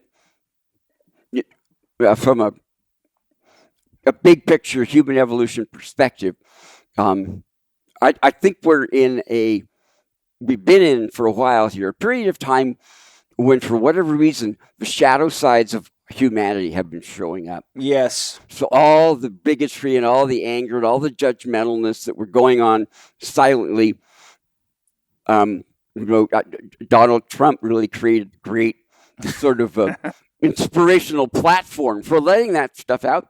And it's all there. You can't blame him. It's in all of us. But we've just whipped this up into such a miserable finger pointing and all that kind of stuff. I just wish that there were a more reasoned approach. But I think the fact that it's a global scale threat and governments are terrified that they've just become way too closed. Yeah, the other part of it too that's problematic is they're not just censoring people; they're destroying their names, their careers. Yes. So for example, many whistleblowers have come out from inside these organizations like Pfizer, and the next thing you know, you could have read their Wikipedia page, and then the day after they come out with some truth that the manufacturers don't want people to know about, their Wikipedia change has now labeled them as a villain, and they're completely destroying their credibility. So that's probably, isn't Wikipedia a kind of an open edit thing? Yeah. So that may be people in the corporation going, oh, it is. Okay, it's we're going to rewrite this person's thing. Yeah. And it's sad. Yeah. But that Wikipedia, I mean, I love the model, but it does have this vulnerability. What are you going to do about that? Well, that's just one example. I mean, they're doing it in many other ways. Another example. No, I know that. Robert F. Kennedy Jr. published the book The Real Anthony Fauci, showing a very comprehensive analysis of his dealings and how much profit he's made off of things and how much time he spent deceiving the public. And it's very factual and heavily referenced, and anyone can research. But I think Amazon Amazon's selling it. It was New York Times that has been bashing it. It's gotten taken off of shelves. Yeah. But there's powers above that don't want it published. That's right. But he's already sold over 1 million copies. Yeah. So the point being is there's an example of censorship. And if Marshall Rosenberg was here, I would say, what do you diagnose this as? If you look at humanity as an organism, as a person, like every human being is a cell in a larger organism we'll call the human, what would you say is going on with this person? And I would say there's a whole lot more jackal energy running around out in the open on all sides than is really good for us in the long run. I really, I think that the more we stay entrenched in this really dramatic polarization, and it's not just I believe differently, but you are blah, blah, blah, blah, blah, blah, blah, and I'm angry at you. No, I'm angry. The longer we stay in that, the slower it's going to be that we find constructive ways forward. Yeah. And that's the thing that I think I would think that would be some of what Marshall would be concerned about is we have really allowed ourselves to, say, kind of relish the jackal energy and style on pretty much all camps. Because that leads to segregation. Well, yeah, you get people that are, well, that's it. It's division. Yeah. Yeah. And then you get these two camps. There's no ability to have dialogue because people are doing the blaming and the angry and all that. And it's like, oh, please, you don't have to do that. You don't have to villainize people. Yeah.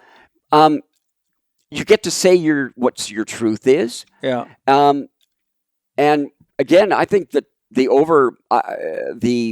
clamping down, it's so complicated because there's, before the whole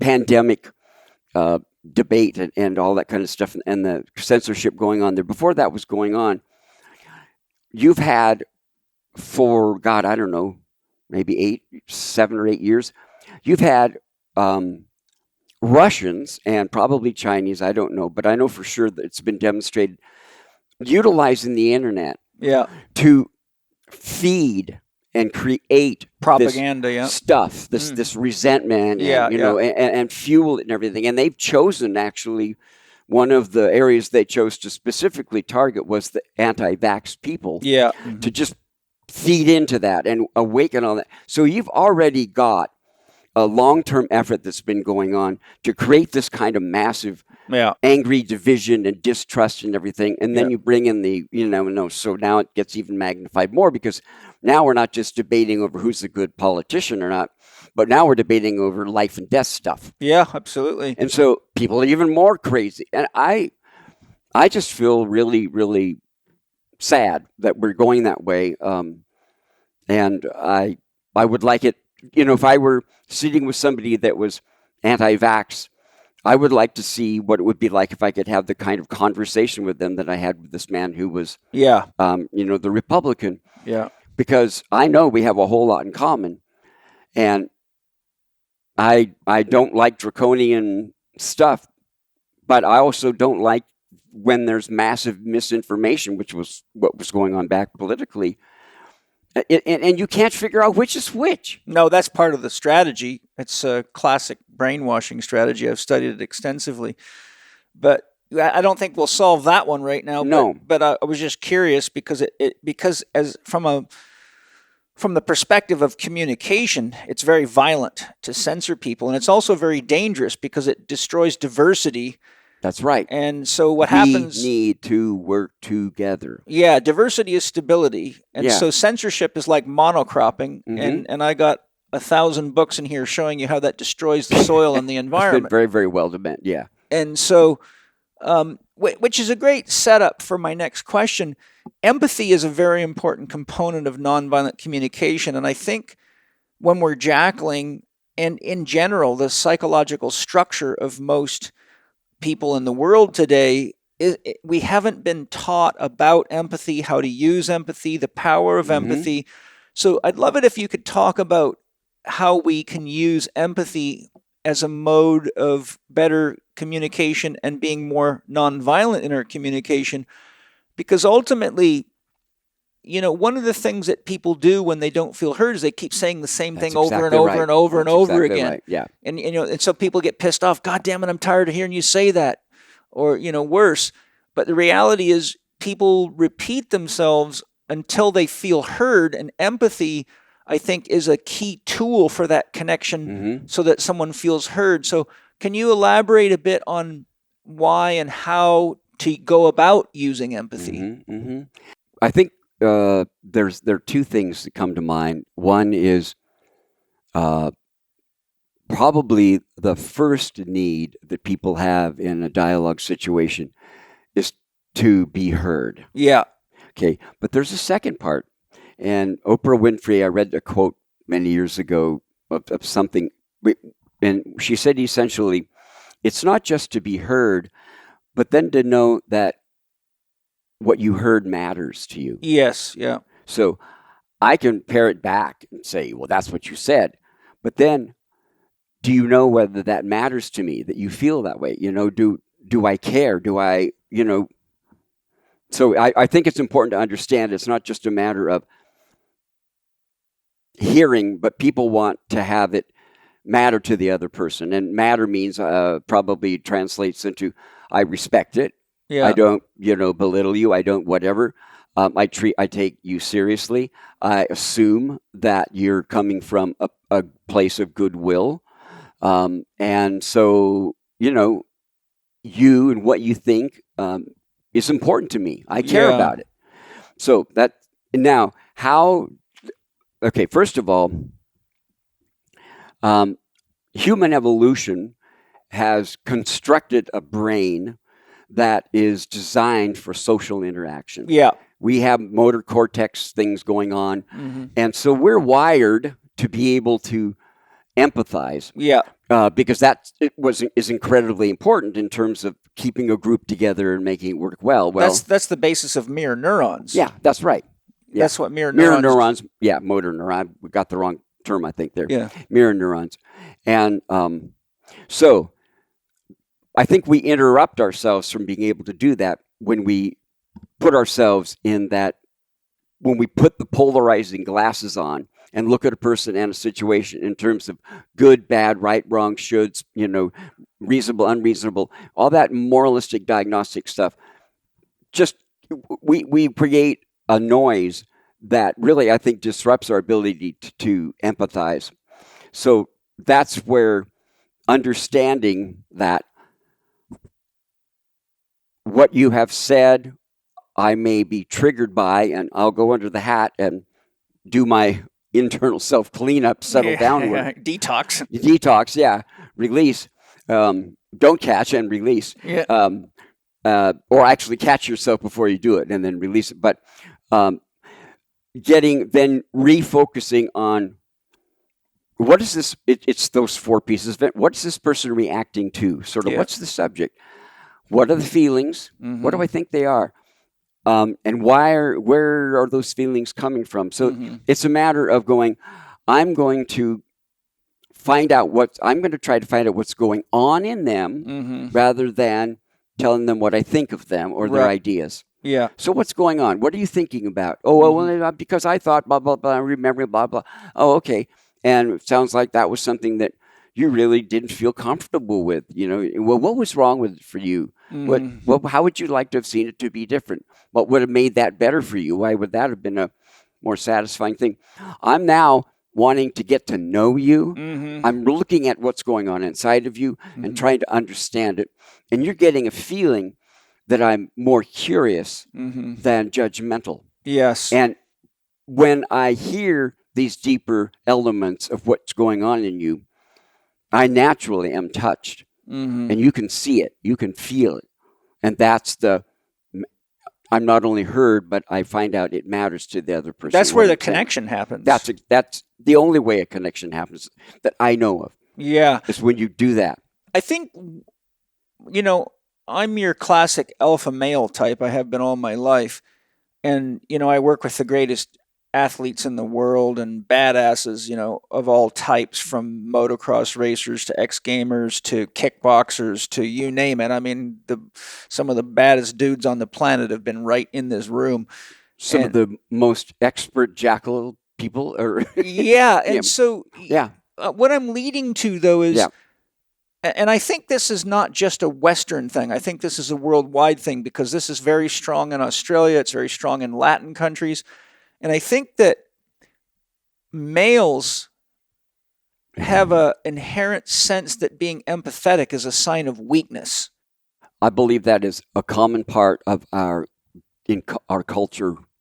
Not all cultures, because I know there are some that don't do that, but they're in the minority. Yeah, they are the minority. And, is it Judeo-Christian? Is it, I don't know enough about those things to know what the origin is, but I think that is a programming that's very universal. And that's why people need to listen to something like this to go, oh, that can create problems. Yeah. Oh, wow. This is an alternative that is equally powerful. Yeah.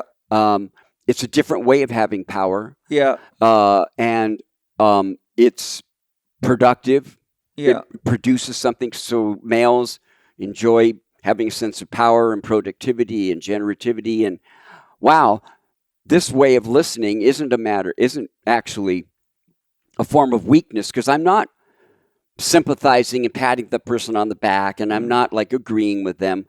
I'm just going about engaging with them in a way that is going to be far more constructive and productive in the long run. Mm-hmm. So it's about, one way that I've been taught is to be domineering and shut off from your emotions and don't cry. And if you cry, apologize and don't show weakness. Okay, so that's just a whole learned package. Does it have to be lived out? And the answer is no, but it's hard to break out of the patterning because we get it from, moment we come out, of the womb and school and everywhere. Yeah. I don't know if that's true, like in Hindu, I think it's probably less, but there's plenty of it there too, because I have lots of students from India and I've had many patients from India. Hi, everybody. Hope you're enjoying the show. I thought I'd take a minute to sing you a little song. Dr. Quiet, she is yin. Know how she loves to bring energy in. She teaches you how to rest, so your energy is always at its best. Hey! And I want to tell you a little secret. You know how I support Dr. Quiet? I use Organifi Gold, and it does some magic to help you sleep deeper and restore better so you can get up and be a freedom fighter first thing in the morning and all through the day. And I got Drew Canoli, who created the product right here, right now, to tell us why it works so well. Drew, what's so unique about Organifi Gold except the fact that my kids won't stop asking for it? I love this song.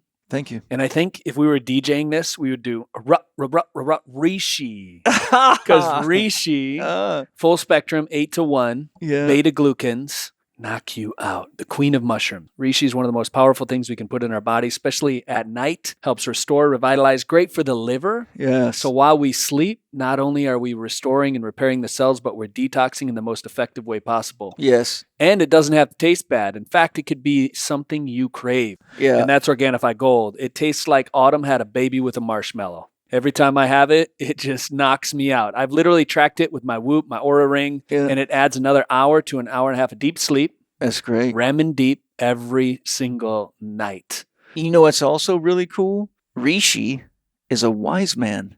It's not only the name of a mushroom, but a reishi is a wise man. Oh, true story. Yeah. Yeah, I love that. It's absolutely true. I'm not pulling your leg. And how much wisdom have you and I gained from night school? A Dream lot time. of wisdom. Yep. Yes, and you gain a lot when you can't sleep. You go, what am I doing wrong? And how do I get it fixed up?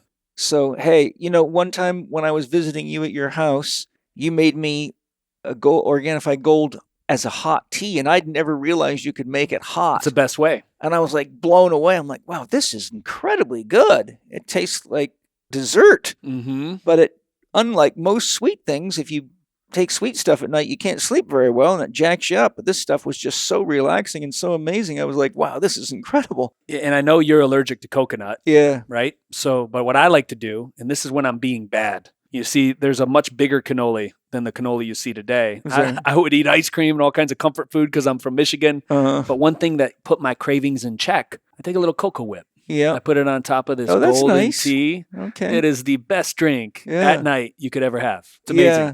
I'm intolerant. I'm not allergic, so I did try it. It just makes me feel stressed, but I found that, if I don't overdo it, I'm good to go. Mm-hmm. So I'm really excited to have everybody try Organifi Gold, because we all need to sleep deep and pay attention to what our soul tells us while we dream, so we can work together to make this world a beautiful place for everybody and get our freedom back and get rid of the toxins in the government and other things we need to do. So it starts with good nutrition. Go to Organifi.com, Organifi.com,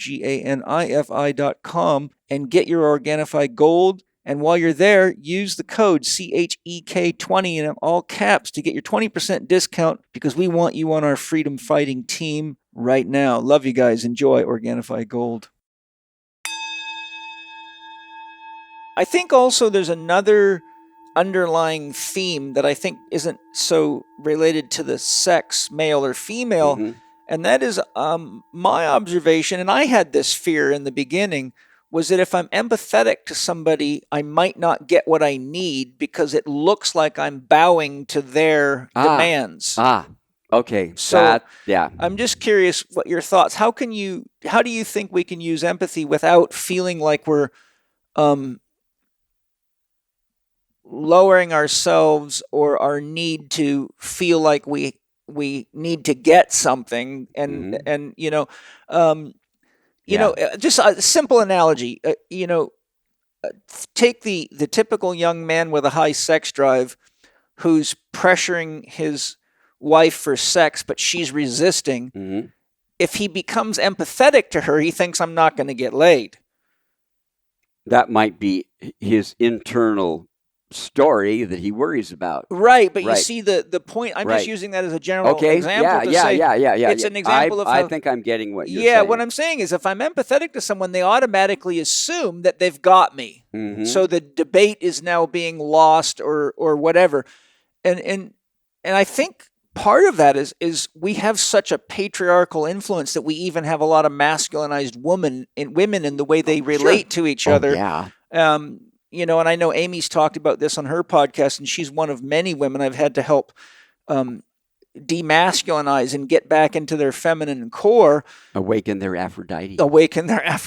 And she's done very good at it. I'm very proud of her. Yeah. Because I've got to watch her grow a lot. And I know, I'm 60 now, so like when I was younger, I was a competitive kickboxer, a boxer, a motocross racer, a rodeo rider.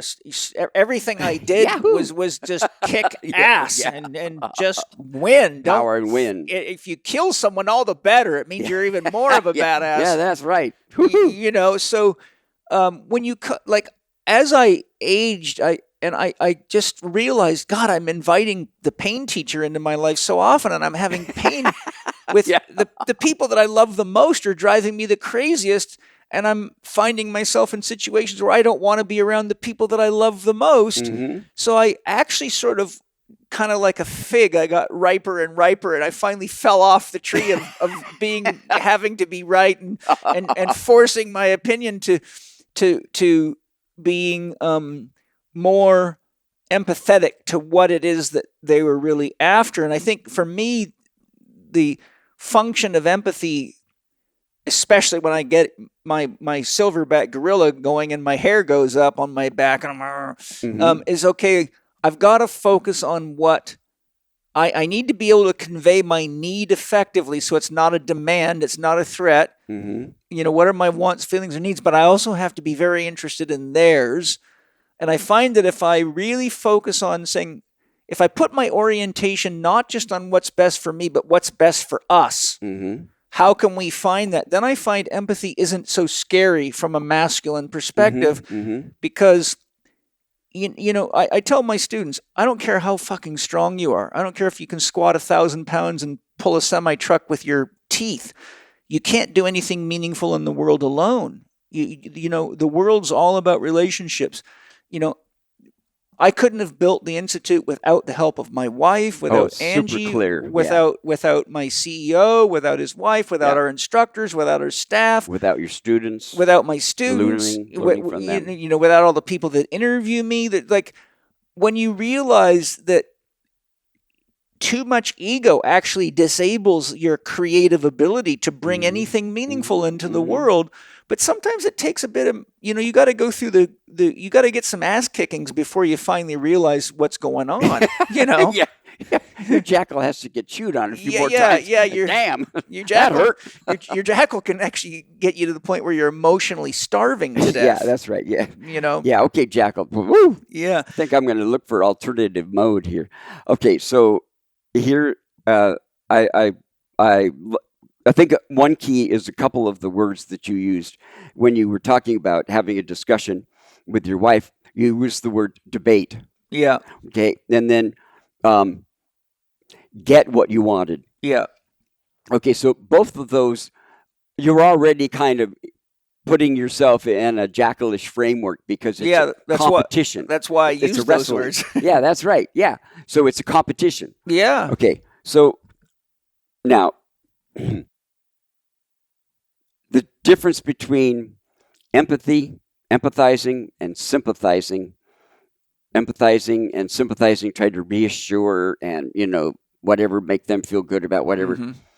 They're different. That sympathizing with what I'm talking about with empathy is my goal is I want to understand where you're coming from and how you work. Yeah.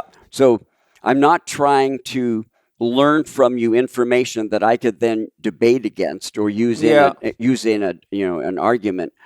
I'm really wanting to know what's going on. What is it you want? Why is it really important? How would it change your life? I wanted to learn that stuff. So in doing that, I'm not telling you you're okay. I'm not telling you you have that I have sympathy for that. Because I'm not going for sympathy. I'm going for awareness, understanding. I'm going for connection. And I just want to really get connected up with where you are and what's going on. So I'm not going about it in a way that conveys I'm okay with what they want or think they have more of a right to it than I do. Okay, so that's Marshall used to talk about key distinctions. There's certain things that are important to distinguish the difference between.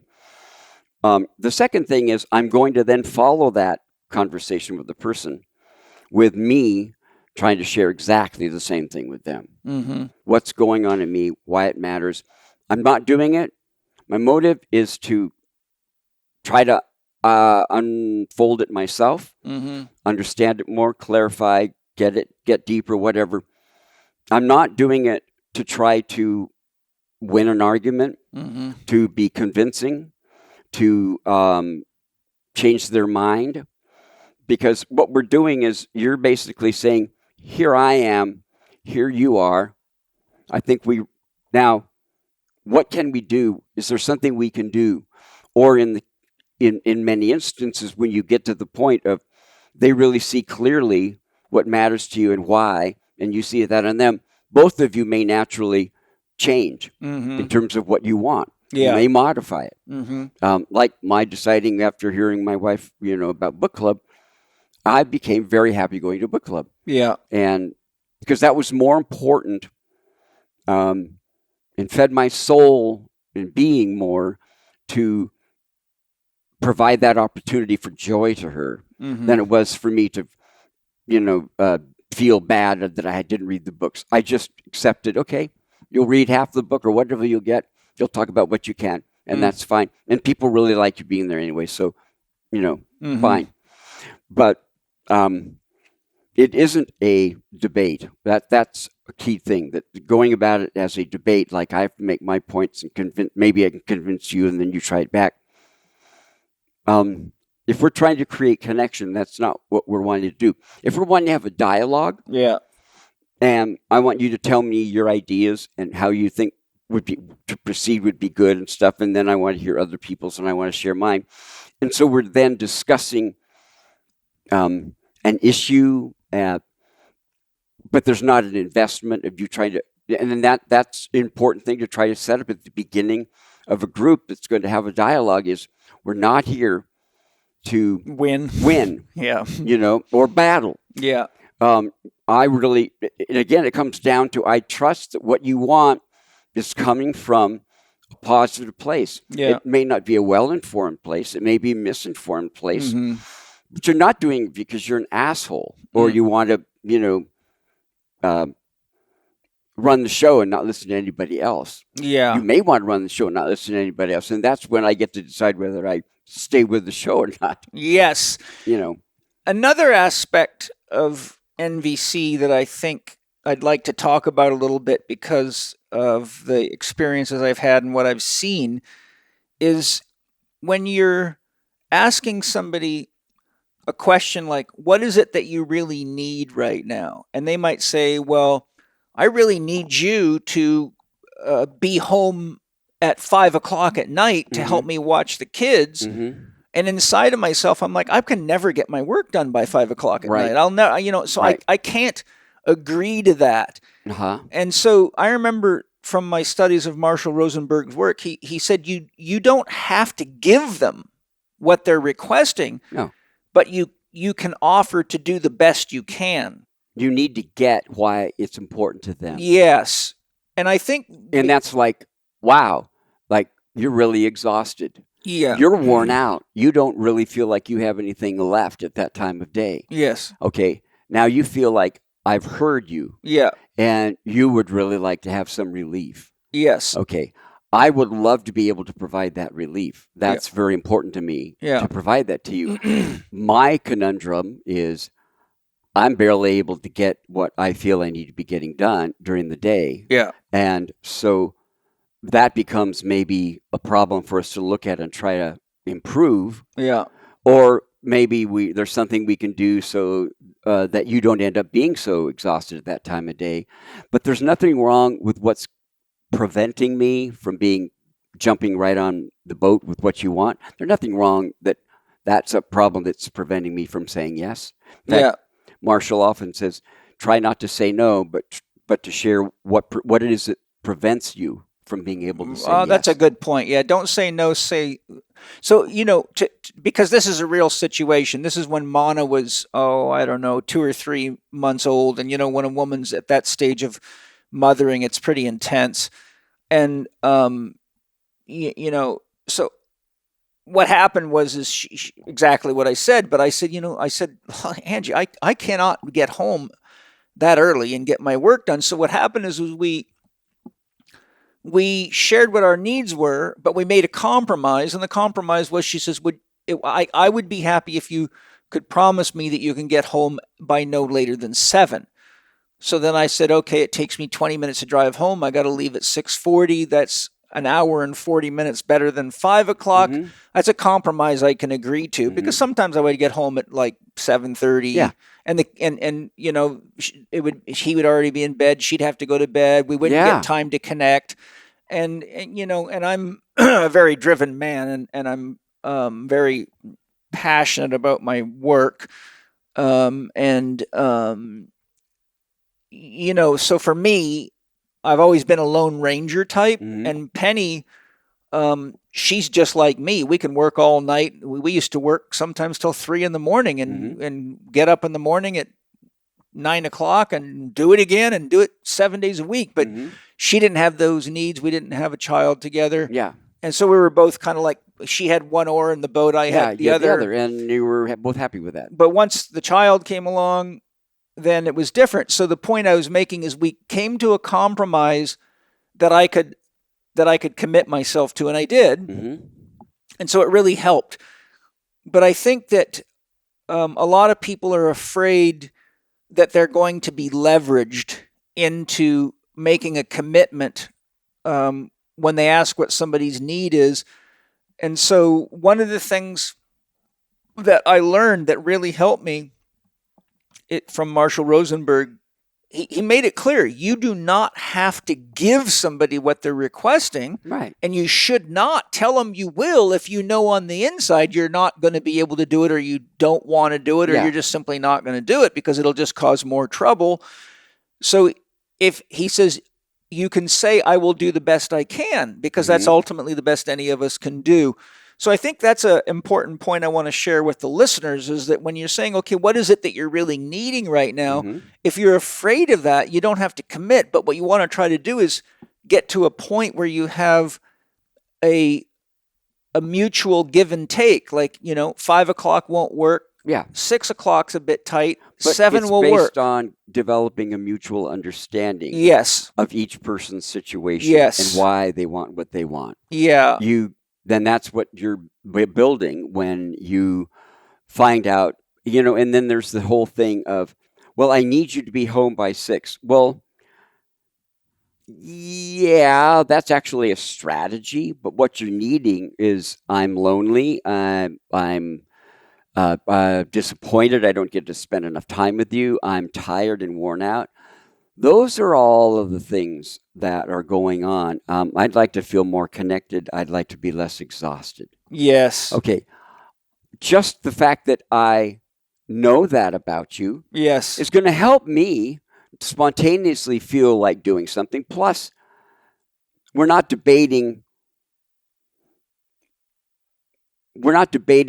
the remedy. Now, you don't always have to go to the deeper level, because a lot of times you kind of both know each other well enough that that's what they're going for. Yeah. And you find just the fact that each one has talked about what they're struggling with, just naturally you can come up with a compromise. That's fine. Yeah. But just because you get to a point where you say, okay, this is what I'm hearing, it doesn't mean that you're giving away your power over what you commit to. Yes. You always have that power. And if you're uncomfortable, then probably it's because you maybe haven't shared with them what's going on in you that makes it difficult for you to give to them what they want. Because the bottom line is, if you didn't have anything going on that made it difficult for you to give them what they wanted, you'd probably love to give them what they wanted. Yes. So they need to you need to help yourself and them kind of unfold what's happening with you that's going on. Yeah. And just because you say that and they get it doesn't mean now they have to do what you want. Yeah. The bottom line is, we're trying to find out what reality is right now. Yeah. We're looking at I said this in the interview with Amy. I think nonviolent communication is about knowing that what we want to focus on is the vitality level, how we're doing, what's our well-being. And let's talk about our well-being and the state of it right now. So that we're talking about life, our life, and not talking about our opinions and judgments and stuff like that. Yes. Because that's all that the emotions are all about, is maintaining our vitality. And I have social needs and whatever. But I think as long as you're clear that developing full understanding of the other person's situation doesn't mean anything other than, I get it. But then you go on and say, well, can I tell you what's making it difficult for me? Right. Then you're in charge of trying to get that balance going.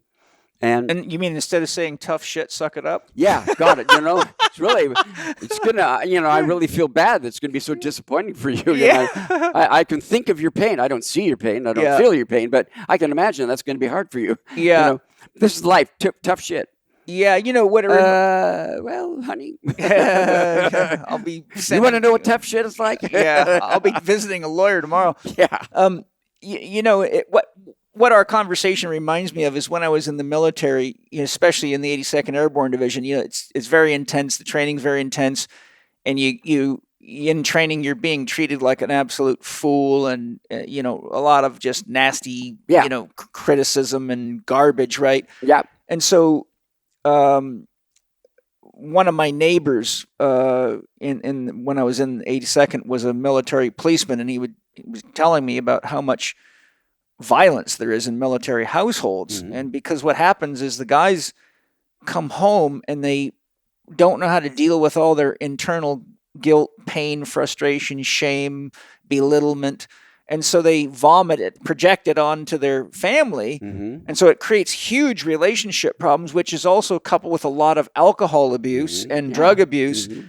And I can't remember the title of Basil Vanderklok's book on trauma, but he gives statistics on family family violence and military violence, and the statistics on how many people are on psychotropic drugs, like anxiety and Zoloft and all those kind of drugs. But when I read the statistics, I about fell out of my chair. I'm like, Jesus Murphy, that is, it was really high. I mean, it's something like 51% of families have serious problems with violence. Something like 70% of the public is on, and military and others is on psychotropic drugs. If you think about the goal that the drill sergeants have, and that's why they do what they do. They don't want you to think for yourself. No. They want you to disconnect from yourself, from your feelings, from your needs. Yeah. They don't want you to believe in yourself. Yeah. They just, you're an idiot, blah, blah, blah, blah. Yeah. They just want you to take in what they're telling you. They want you to become a and do tool. it. Yeah, that's right. You're a tool. Yeah, that's right. I want you to be a tool. I don't care about anything going on inside of you. Yeah. I want you just to do this, do that. Well, wow, that's going to create a very unhappy human being back in a marriage. Yeah. And a human being who's going to splash, and a human being who's maybe going to treat those loved ones like a drill sergeant. Yeah. So what anyway. what I'm really pointing to is it leads to an empathetic disconnect, because the person that comes home from a day of living like that to his family is violent or jackling and often demanding, because they start emulating. I remember it was 3 years after I'd got out of the 82nd Airborne Division. I'll never forget this. My wife looked me right in the eyes and she said, Paul, you're finally home. And I said, wow. I said, what are you talking about? Wow. She goes, the man I married is now here. 3 years. It took 3 years. I was 3 years in, and it took 3 years out to calm down and stop giving orders and disciplining my son like a soldier. You were a great soldier. You had been molded perfectly. And didn't realize that you had been molded. I never lost my sense of self or my sense of direction. I just felt like, how in the hell did I get in here with all these crazy motherfuckers that don't think for themselves, and I can't wait to get the hell out. Yeah. But the intensity of it was what I brought home. And I was always wanting to win and then succeed, and so I had a lot of push in me, and I was in a very technical field. So you were not a fun person to be around. No, I'm sure I wasn't, and I didn't know it. I really thought I was doing the best I could do for my family. Yeah, that's right. But it took her to tell me, you're finally back. And I'm like, wow, it was That's almost like a massive eye-opener. Well, it's kind of like you come out of a trance and you didn't know you were in one. Yeah, and it feels good. Yeah, well, it does. Oh, my God, that is true. I am back. Yeah. Wow. So the point I was driving at is that when you're in situations like that where, like your wife and kids, like my wife never went on post. She wasn't even allowed to get near where we're at, because I was in a 0-1 priority unit, which means you're the first one to go to war. So it's very intense. There's a lot of advanced technology. No one's allowed to come in the door. I mean, it's a different environment. And so it's hard for a person, imagine being married to a detective who's working on cases that they can't divulge or things like that. Oh, yeah. It's hard for that person to understand who it is that's coming home and what they're going through. And then they don't really know what you're exposed to all day, and you don't really understand. Most men... I don't know how one can create intimacy in that kind of a situation. It's tough. Because what's deeply affecting you, you can't talk about. And that's what creates connection, is talking about your vulnerability. Yes. And that's also what leads to a lot of affairs and use of prostitutes, because they don't want to lose their kids, they don't want to lose their family, but they'd also want to get their sex needs met, but they're not getting them because if you push a woman far enough, the only thing she's got left to get her point across is no sex. So it causes this huge rift. And so what I'm trying to drive at here is that I think if we were taught how to express our wants, feelings, and needs without and exploring what the other person's feeling. And like you said, how are we doing right now? And oftentimes I think a man thinks they're doing well because they're making money and there's food on the table, but the woman doesn't feel that they're doing well because there's no connection, there's no intimacy, and it's just feed me, and get out of my way Mm-hmm. so I can go back and kill another commie for mommy or whatever it is. But I guess really what I'm trying to say is that empathy is something that we have to practice, and we have to understand that it doesn't mean that you're giving up your position. It doesn't mean you're losing. It doesn't mean you're lowering your sense of rank. It just means you actually care. Wow, good. You get a graduation certificate. It just means I just fucking care. I, Wow. I just care. Yeah, You know, that's what it means. I care. And Yeah. that's the message that they feel at a felt level from Yeah. you, because you don't have a position. yeah, That's really important. yeah. Because if you adopt a position, then you've got something to defend, you old warrior, you. Well, let me tell you something. I hope there's military people listening to this because they'll have some more understanding of it. But for the rest of them, they may not. But part of what you have to do to train to kill people is to learn not to care. You That's have right. got to take the human being out of them and turn them into an object. Mhm. And that is exactly why I get concerned about censorship, aside from all the other things I do. Because when you censor people, you turn them into an object, and it's okay They to are a hate them. they that we shouldn't listen to. Yes. They're bad. And we got to get rid of them. Yep. And the reason people are getting sick with COVID is because these non-vaccinated people are the carriers. Well, the research turns out to show it's actually 13 times more likely you're going to get it from a vaccinated person, but they don't ever tell you that. Yeah, yeah. So what happens is, you see, when you start objectifying people, then there's no room for or function for empathy anymore. And so now what we have is really robots fighting robots. That's the thing. And that's the, And then that's people, the beginning of the end. the people who have been censored, Yeah. they respond by objectifying. Yep. Corporations bad, government bad. Yeah. Well, it's just a lot more complicated than that. Yeah. And it's a very, very challenging equation these days, dealing with the whole pandemic situation. But I think that having truth out there is important.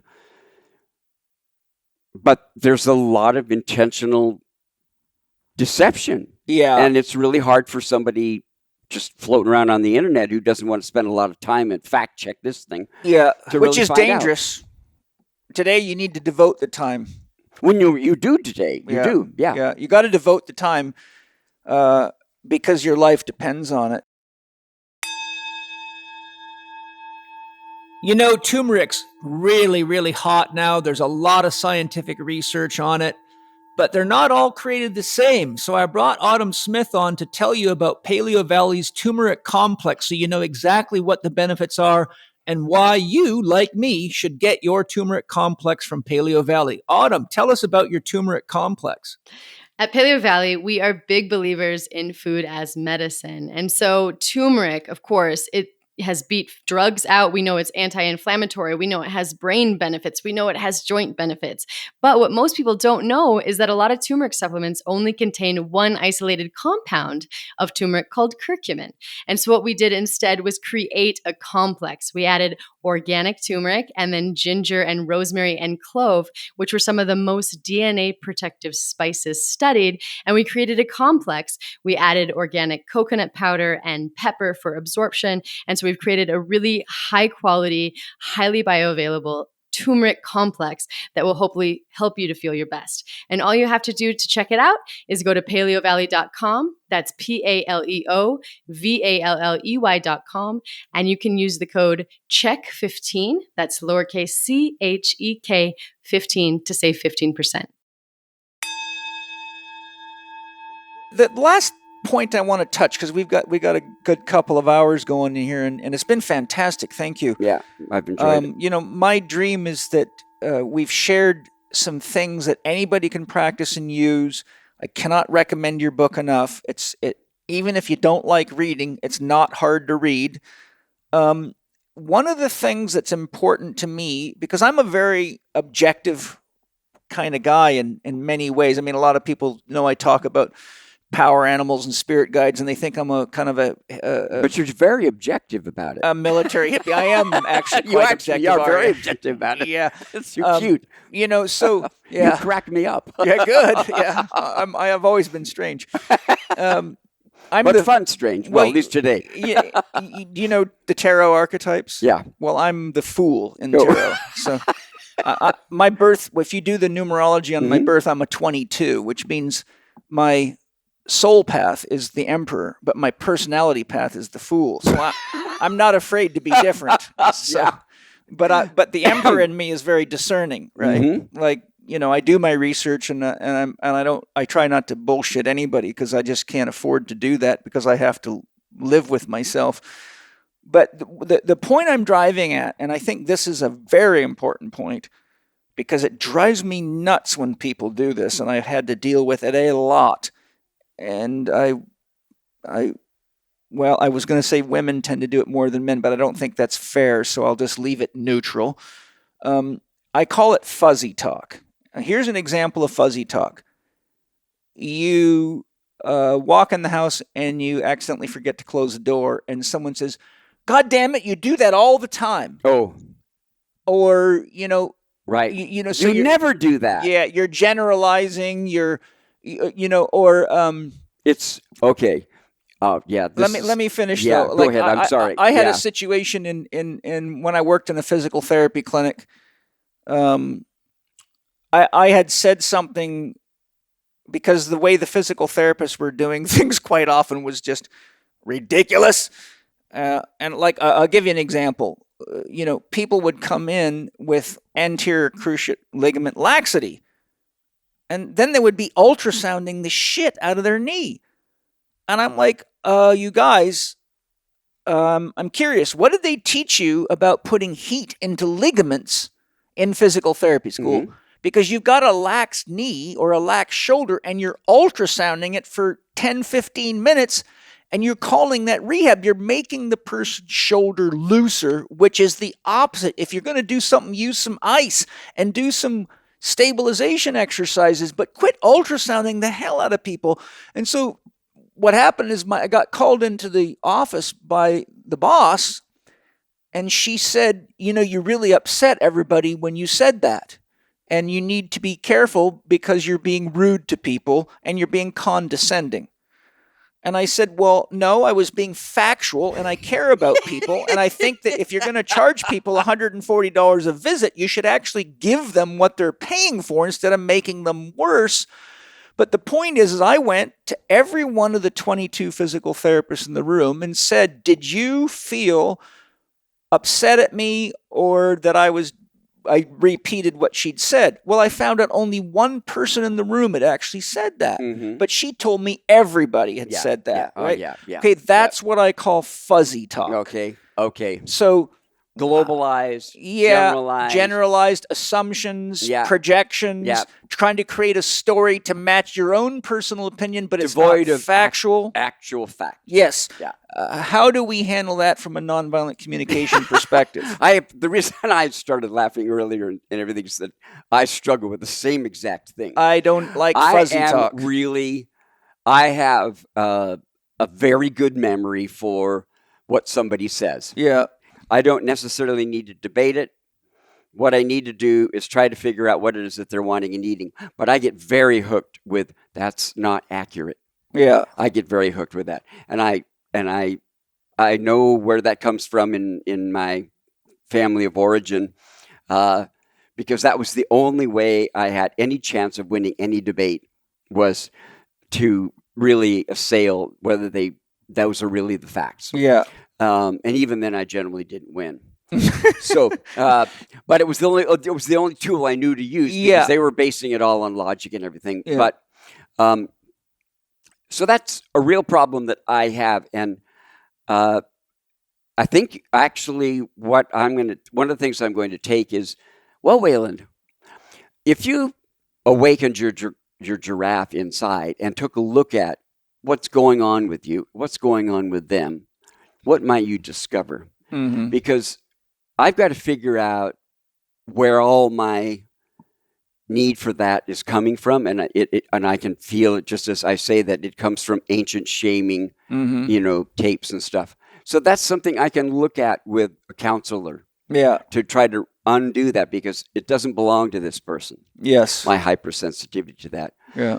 Then the other thing is that just the other person?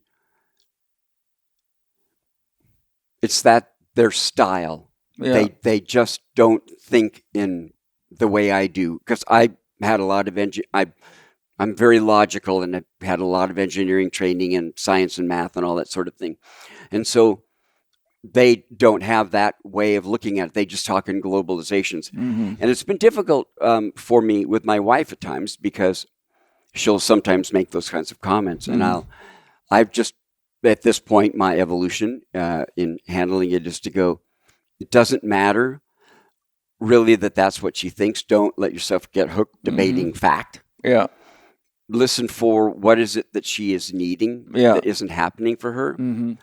And I usually get to that eventually after I start debating, and then the giraffe wakes up, and I go, oh, wait a minute. Yeah. And am I going somewhere that we are really enjoying? No, I'm not doing that. No, we're having no fun. The pain teacher is alive and present going, yes. Hey, how's this feel? Yeah. Oh, that not hard enough? Let me turn the screws up a little bit. Keep doing that. That'll hurt more. Yeah. Eventually you're going to wake up. Eventually. And so I'm a work in progress in that area. Yeah. But I'm encouraged to have this discussion with you about it, because it opens up some alternatives to take a more consistent look at for me. Yeah. I think the last thing I want to hit on is the repeat and reinforce. Like I use that with my son Bana, because he's quite a character. He loves to work as long as it's the work he wants to do. Wow, what a surprise. Yeah, he loves the garden. I mean, this kid can work. In fact, I'll tell you a funny story. This is hilarious. He's 6, right? And so 2 of my buddies that come here to work on the property a lot, and these guys are, like badass, hardworking dudes. They're my soul brothers. And that's Justin Arani and Steve Panico, if you guys are listening. I love you guys. And so they were like working in the garden in our orchard, and they were having a dialogue about where they were going to put certain stones or something. And my 6-year-old Mana, who loves them both, he goes, "Okay, you guys, that's enough talking. We better get to work." I love those moments. They're so great. So hilarious. You've got this little perspective thinker here, like, hey, you know what? I love that stuff. But that anyhow, is so funny. It was funny. I mean, when they told me, I about fell over laughing, and Penny thought it was hilarious. My so grandson has had some of those commentaries with me as well, and I'm like, shut up. Who made you observant and smart? So golly. The point is, like, if I say to Mana, he might want to stay watching something. He's really into trucks and all sorts of stuff, robots and stuff. So he might be watching his iPad, and it's time for dinner or whatever. And I'll say, Mana, you need to shut it off so we can eat dinner now. We're waiting for you. And he'll just ignore me. So I'll say, Mana, look at Daddy's eyes. And if he doesn't, I'll take the computer out of his hand, the iPad, and I'll say, would you please repeat what you just heard Daddy say, so I know that you heard me? And so he will purposely not do it. No, of course. Or he will... Because the issue here, Dad, is my autonomy. Yes. I'm not doing what you want, when you want, and how you want. Yeah. So why I'm bringing this up is because, like when I'm in a technical environment, like when I'm training people, for example, doing technical procedures with someone's spine or whatever, and I know that if they don't do it right, someone's going to get hurt. Or, for example, sometimes I've got guys here that want to use the chainsaw, and it's very dangerous. Yeah. And I'm saying, okay, so would you please repeat what you just heard me say about what you don't do with a chainsaw? And so then I can get it. But some people get quite offended when you ask them to repeat back. So what are your tips on using the repeat to reinforce approach so that Everybody's clear because you know as well as I do, Mm-hmm. we say something to someone, we're very clear, we think we're clear, but then we say, why did you not do that? Well, you said that I didn't have to do it till tomorrow. No, Yeah, I said or you needed to do it after right, dinner. Right. Somehow something happens in the ether between what you say and what they hear. Yes. And it doesn't identify. It's They not heard identical. something completely different. Yeah. And that can be very problematic in relationships of all types. So I find the repeat and reinforce a very useful tool, but I've also found that if it's not used skillfully, it actually starts conflict. So Sure. What tips might you have for that? My thought is what might be missing that would help it is to revealing your vulnerability. Which I have a hard time doing.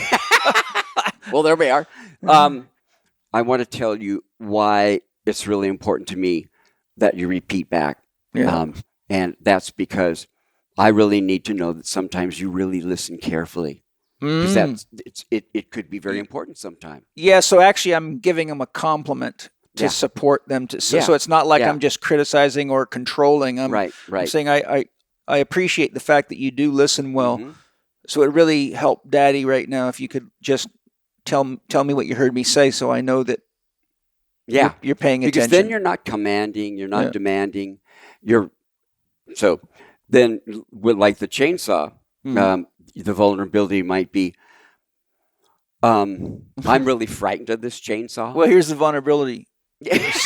See that right there? Yeah. That was a hole in my knee one day when a chainsaw dog went right through it and almost ripped my kneecap off. So what you do is you pull your pant leg up and do it. Let me show you why it's important to me to know that you really heard, because I really hurt myself and it really badly. This whole thing scares me. Yeah. And I want to really be sure that the safety precautions that I think you need to take, that they're very clear to you. And sometimes I'm not very clear, so you can put it on yourself. And my gardener and handyman snapped his wrist using a chainsaw. Oh, yeah. Oh, there's so many ways you can kicked back get into on trouble. him and snapped his wrist so bad it was instant. My grandson once asked, do you think I can use the chainsaw when I'm 9? He was 6. It's like, maybe a few years from now. And I go, I doubt that. Yeah. So anyway, but it's the vulnerability that's driving your request that makes it easier rather than just having this sort of command thing. You will soldier you. Well, the thing is, like, there's certain areas that I can be vulnerable. I mean, I've had a lot of really wild, passionate sex with women where to meet them where they were at, I had to be vulnerable. And because I really was interested in growing that way, I let myself be vulnerable so that it wasn't just one-sided. But when it comes to things like controlling my environment, for example, in my office, there's, I'm a very busy man. So when you walk into my office, if you start making a mess and leaving shit laying around, and I could give you a long list of things, then right then and there, I have a hard time with NVC, and I become much more direct. Yeah. But let me share you something with you. I'm emulating what you would say. My organizational pattern is very complicated. And it's actually very simple. Don't fuck with anything. Don't fuck with anything. Okay, yeah. No, but you have a very specific set of reasons why things are where they are. Yeah. And it really makes your working far more efficient that structure is maintained. Yeah. And if people come in and start moving things around, it just creates a lot of exasperation. So would it be okay with you if when you came in that you noticed how things were, and if you needed to move something, you put it back? Would that work for you? Because I don't want to be frustrated at you, and you don't want me to be frustrated. And just so that, how does that sound? So you're asking how it would work for you. Yeah, does that work for you? Yeah. It's you reminded me that the long running problem I've had is with our cleaning ladies. They come in and they clean, but then everything's somewhere else. And I'm like, how in the world did what was on the kitchen sink end up over there? And what I come to the conclusion is that they organize my house the way they like their house. Yeah. I recently Yeah. figured that Yeah, out. I could go, very I know well be what's that. going on. Mm-hmm. My house is being organized to look like their house. Mm-hmm. And even though I've said this several times, they're still not getting it. So there's an example where I have to figure out how to connect to the cleaning lady. That's where the vulnerability expression, revelation is probably going to be helpful. Yeah. Why it's important for that to be, and then asking, is that something you think you could do? Yeah. And if they say, well, you really don't do this the right way. And then I'm going to say, could you please repeat back what we just agreed upon? So I'm sure we understand each other. Right. Because I am taking notes here. Could you say that into the tape recorder? Yeah. That's how you get people pissed off. Yeah. Could you say that in the tape recorder? Yeah, really. That'll be good. But so I just want to be sure sometimes, and you can always put it on yourself. Sometimes I don't express myself in ways that are very clear to other people. So, what are you hearing me ask for? Yeah. That way. Yeah. So, you've got some serious jackal history that's made it hard for you. Yeah, well, the whole military thing, and then having the disposition of the emperor. Well, emperors make rules and edicts and things. Yeah. If that's kind of how your wiring is, that's a challenge. I mean, that's really challenging.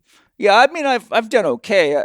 I would say you've done very well, and the fact that you really, are attracted to NVC tells me, you're in the right direction. Well, I've always, the reason I've done okay is because I've always been interested in doing better. Yeah, and that's really it's called a face of humility. Well, you recognize, what, I am not wherever I could be. No, I know there's always potential, but Tony Robbins used to be a client of mine. I spent a lot of time with him. We were friends. I did lots of his seminars, and one of the concepts that he talks about in his seminar, and I read Dr. Deming's book, The Deming of America. I don't know if you remember who Deming was. He was can't remember what he was, what his training was. Was he business consultant? Yeah, he was a business expert. And when Japan got bombed by the Americans, their whole industry was completely destroyed, and they didn't know how to put it back together. And Dr. Deming felt so empathetic to them that he actually went over there and offered his services. And it was because of Deming that they became an industrial superpower, because he showed them how to reorganize and even set their business up better. Right. So most people don't realize the reason Japanese cars and equipment is so much better is because an American man taught them how to do it even better than we did. I remember hearing about him. I think he was at USC at some time, but I'm not sure. Well, anyway, the principle that Tony introduced was called kanai, which is a Japanese word, but it stands for constant and never-ending improvement. So I've always held that kanai principle, like I can always improve. Even I have a formula that I use with my patients and my clients. It's called the 1-4-100 formula. If you can improve 1% a day on any one of your 4 doctors, which is my system: Dr. Happiness, Dr. Diet, Dr. Quiet, and Dr. Movement, because those are the essentials of any living philosophical system. For 100 days, you will be a 100% new person in 100 days. And who can? How hard is 1%? Yeah, there you go. It's really just a subjective appraisal. Like, okay, I did 20. I'm working at it. It enables the consistency of attention to those yes, things. it is, and it doesn't overwhelm people. Right? No, 1% is. I did 1% just thinking about doing 1%. Yeah. So what I try to do in my life, whether it's my relationship with Angie or parenting the kids or putting up with the irritation, some of the people that we have to hire as contractors or workers doing stuff that drives me nuts, I just say, okay, can I be 1% more empathetic today than I was yesterday, at least? But what I found is that if you make an attempt at 1%, you often find yourself inspired to do better than that. Yeah. Oh, yeah. Okay, yesterday I did 29 push-ups. Today I'm going to do 30. But you do 30 and you go, you know what? I got 2 more in me. I'm going to give it 2 more. Yeah. So you end up, going to 10%. But I think just holding the spirit of the 1% keeps us in the game. And if you say, I'm really interested in constant and never-ending improvement, and it doesn't have to be for anybody else, it's just for me. When I was an athlete and a racer, people used to ask me, who are you competing against and whatever. And I used to say, I'm competing against myself. And these guys, I'm not racing against them.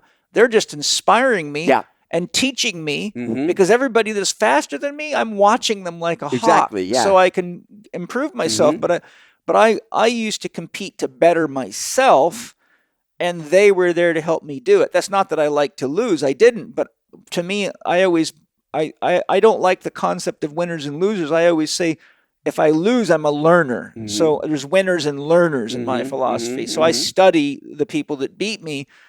And so I think if we look at people that are better than us, and instead of being jealous or resentful, we say, there's my teacher.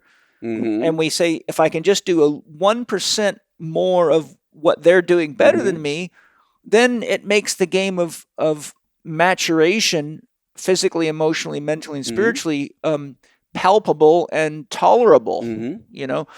I think if our spouses or our people in our relationships push us so hard that we have to grow so much, we get exhausted. And I think sometimes, and I do a lot of relationship counseling because relationships are often the cause of people's illnesses. And I say, sometimes you guys got to give yourself a break from having to work so hard at your spiritual development. And they say, well, how do we do that? I say, it's real simple. Don't sweat the small stuff. So he left his underwear in the middle of the floor. You can either choose to pick it up out of love, or you can just ignore it and say, there's a pair of underwear on the floor, and maybe he'll see him and pick them up.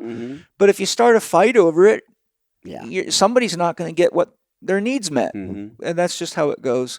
But Wayland, what a phenomenal conversation. I've really enjoyed it. Yeah, really very important.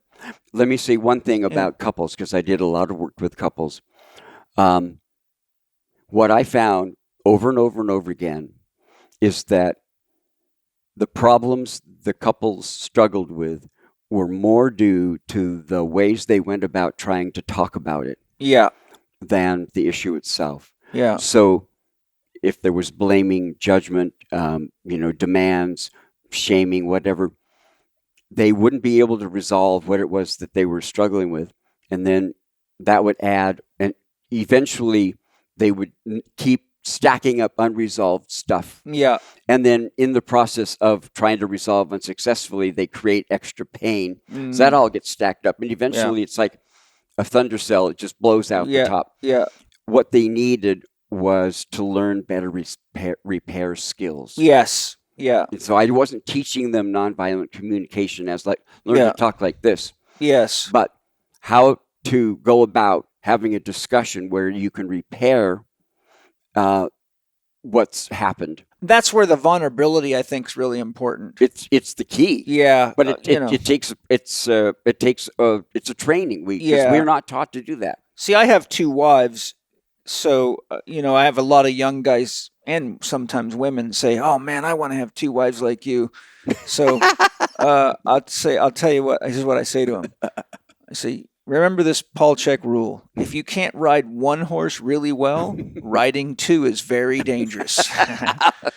So, and usually the reason they want a second wife is because they're not getting along with the first one, or they're not getting laid enough. So they think, I'm going to have a sex fest. I'll just have 2 wives. And if she's not being the way I want her to, I'll just leave her in that room and go have sex in the other room. I've been bouncing around on the planet too long to believe that one. It's just like, not so simple. Man, you're so simple-minded sometimes, Do you know why men have a hole at the end of their penis?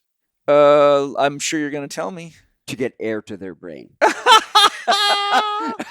Yes. And that's a terribly jackal thing to say, but I just think it's a very funny joke. It is, yes. Because a lot of times we're just driven by that old testosterone energy. Without that, who would I be? So anyway, this has been fun, enriching, and I've learned, and that's really, really nice. Me too. Thank you. So thank you very much. Thank you. And thank you to the sponsors of the podcast for making such amazing products, having sustainable companies, caring about the planet, and caring about us enough to make us the real stuff. Thank you guys for anything you buy from the sponsors. It supports the podcast so that I can take the time from my very busy schedule to do the research and find amazing people like Wayland to share with you so we can all live, love, and grow together. And God knows we need it now. And I look forward to sharing much more with you in the next podcast. I've got a lot of great ones coming up.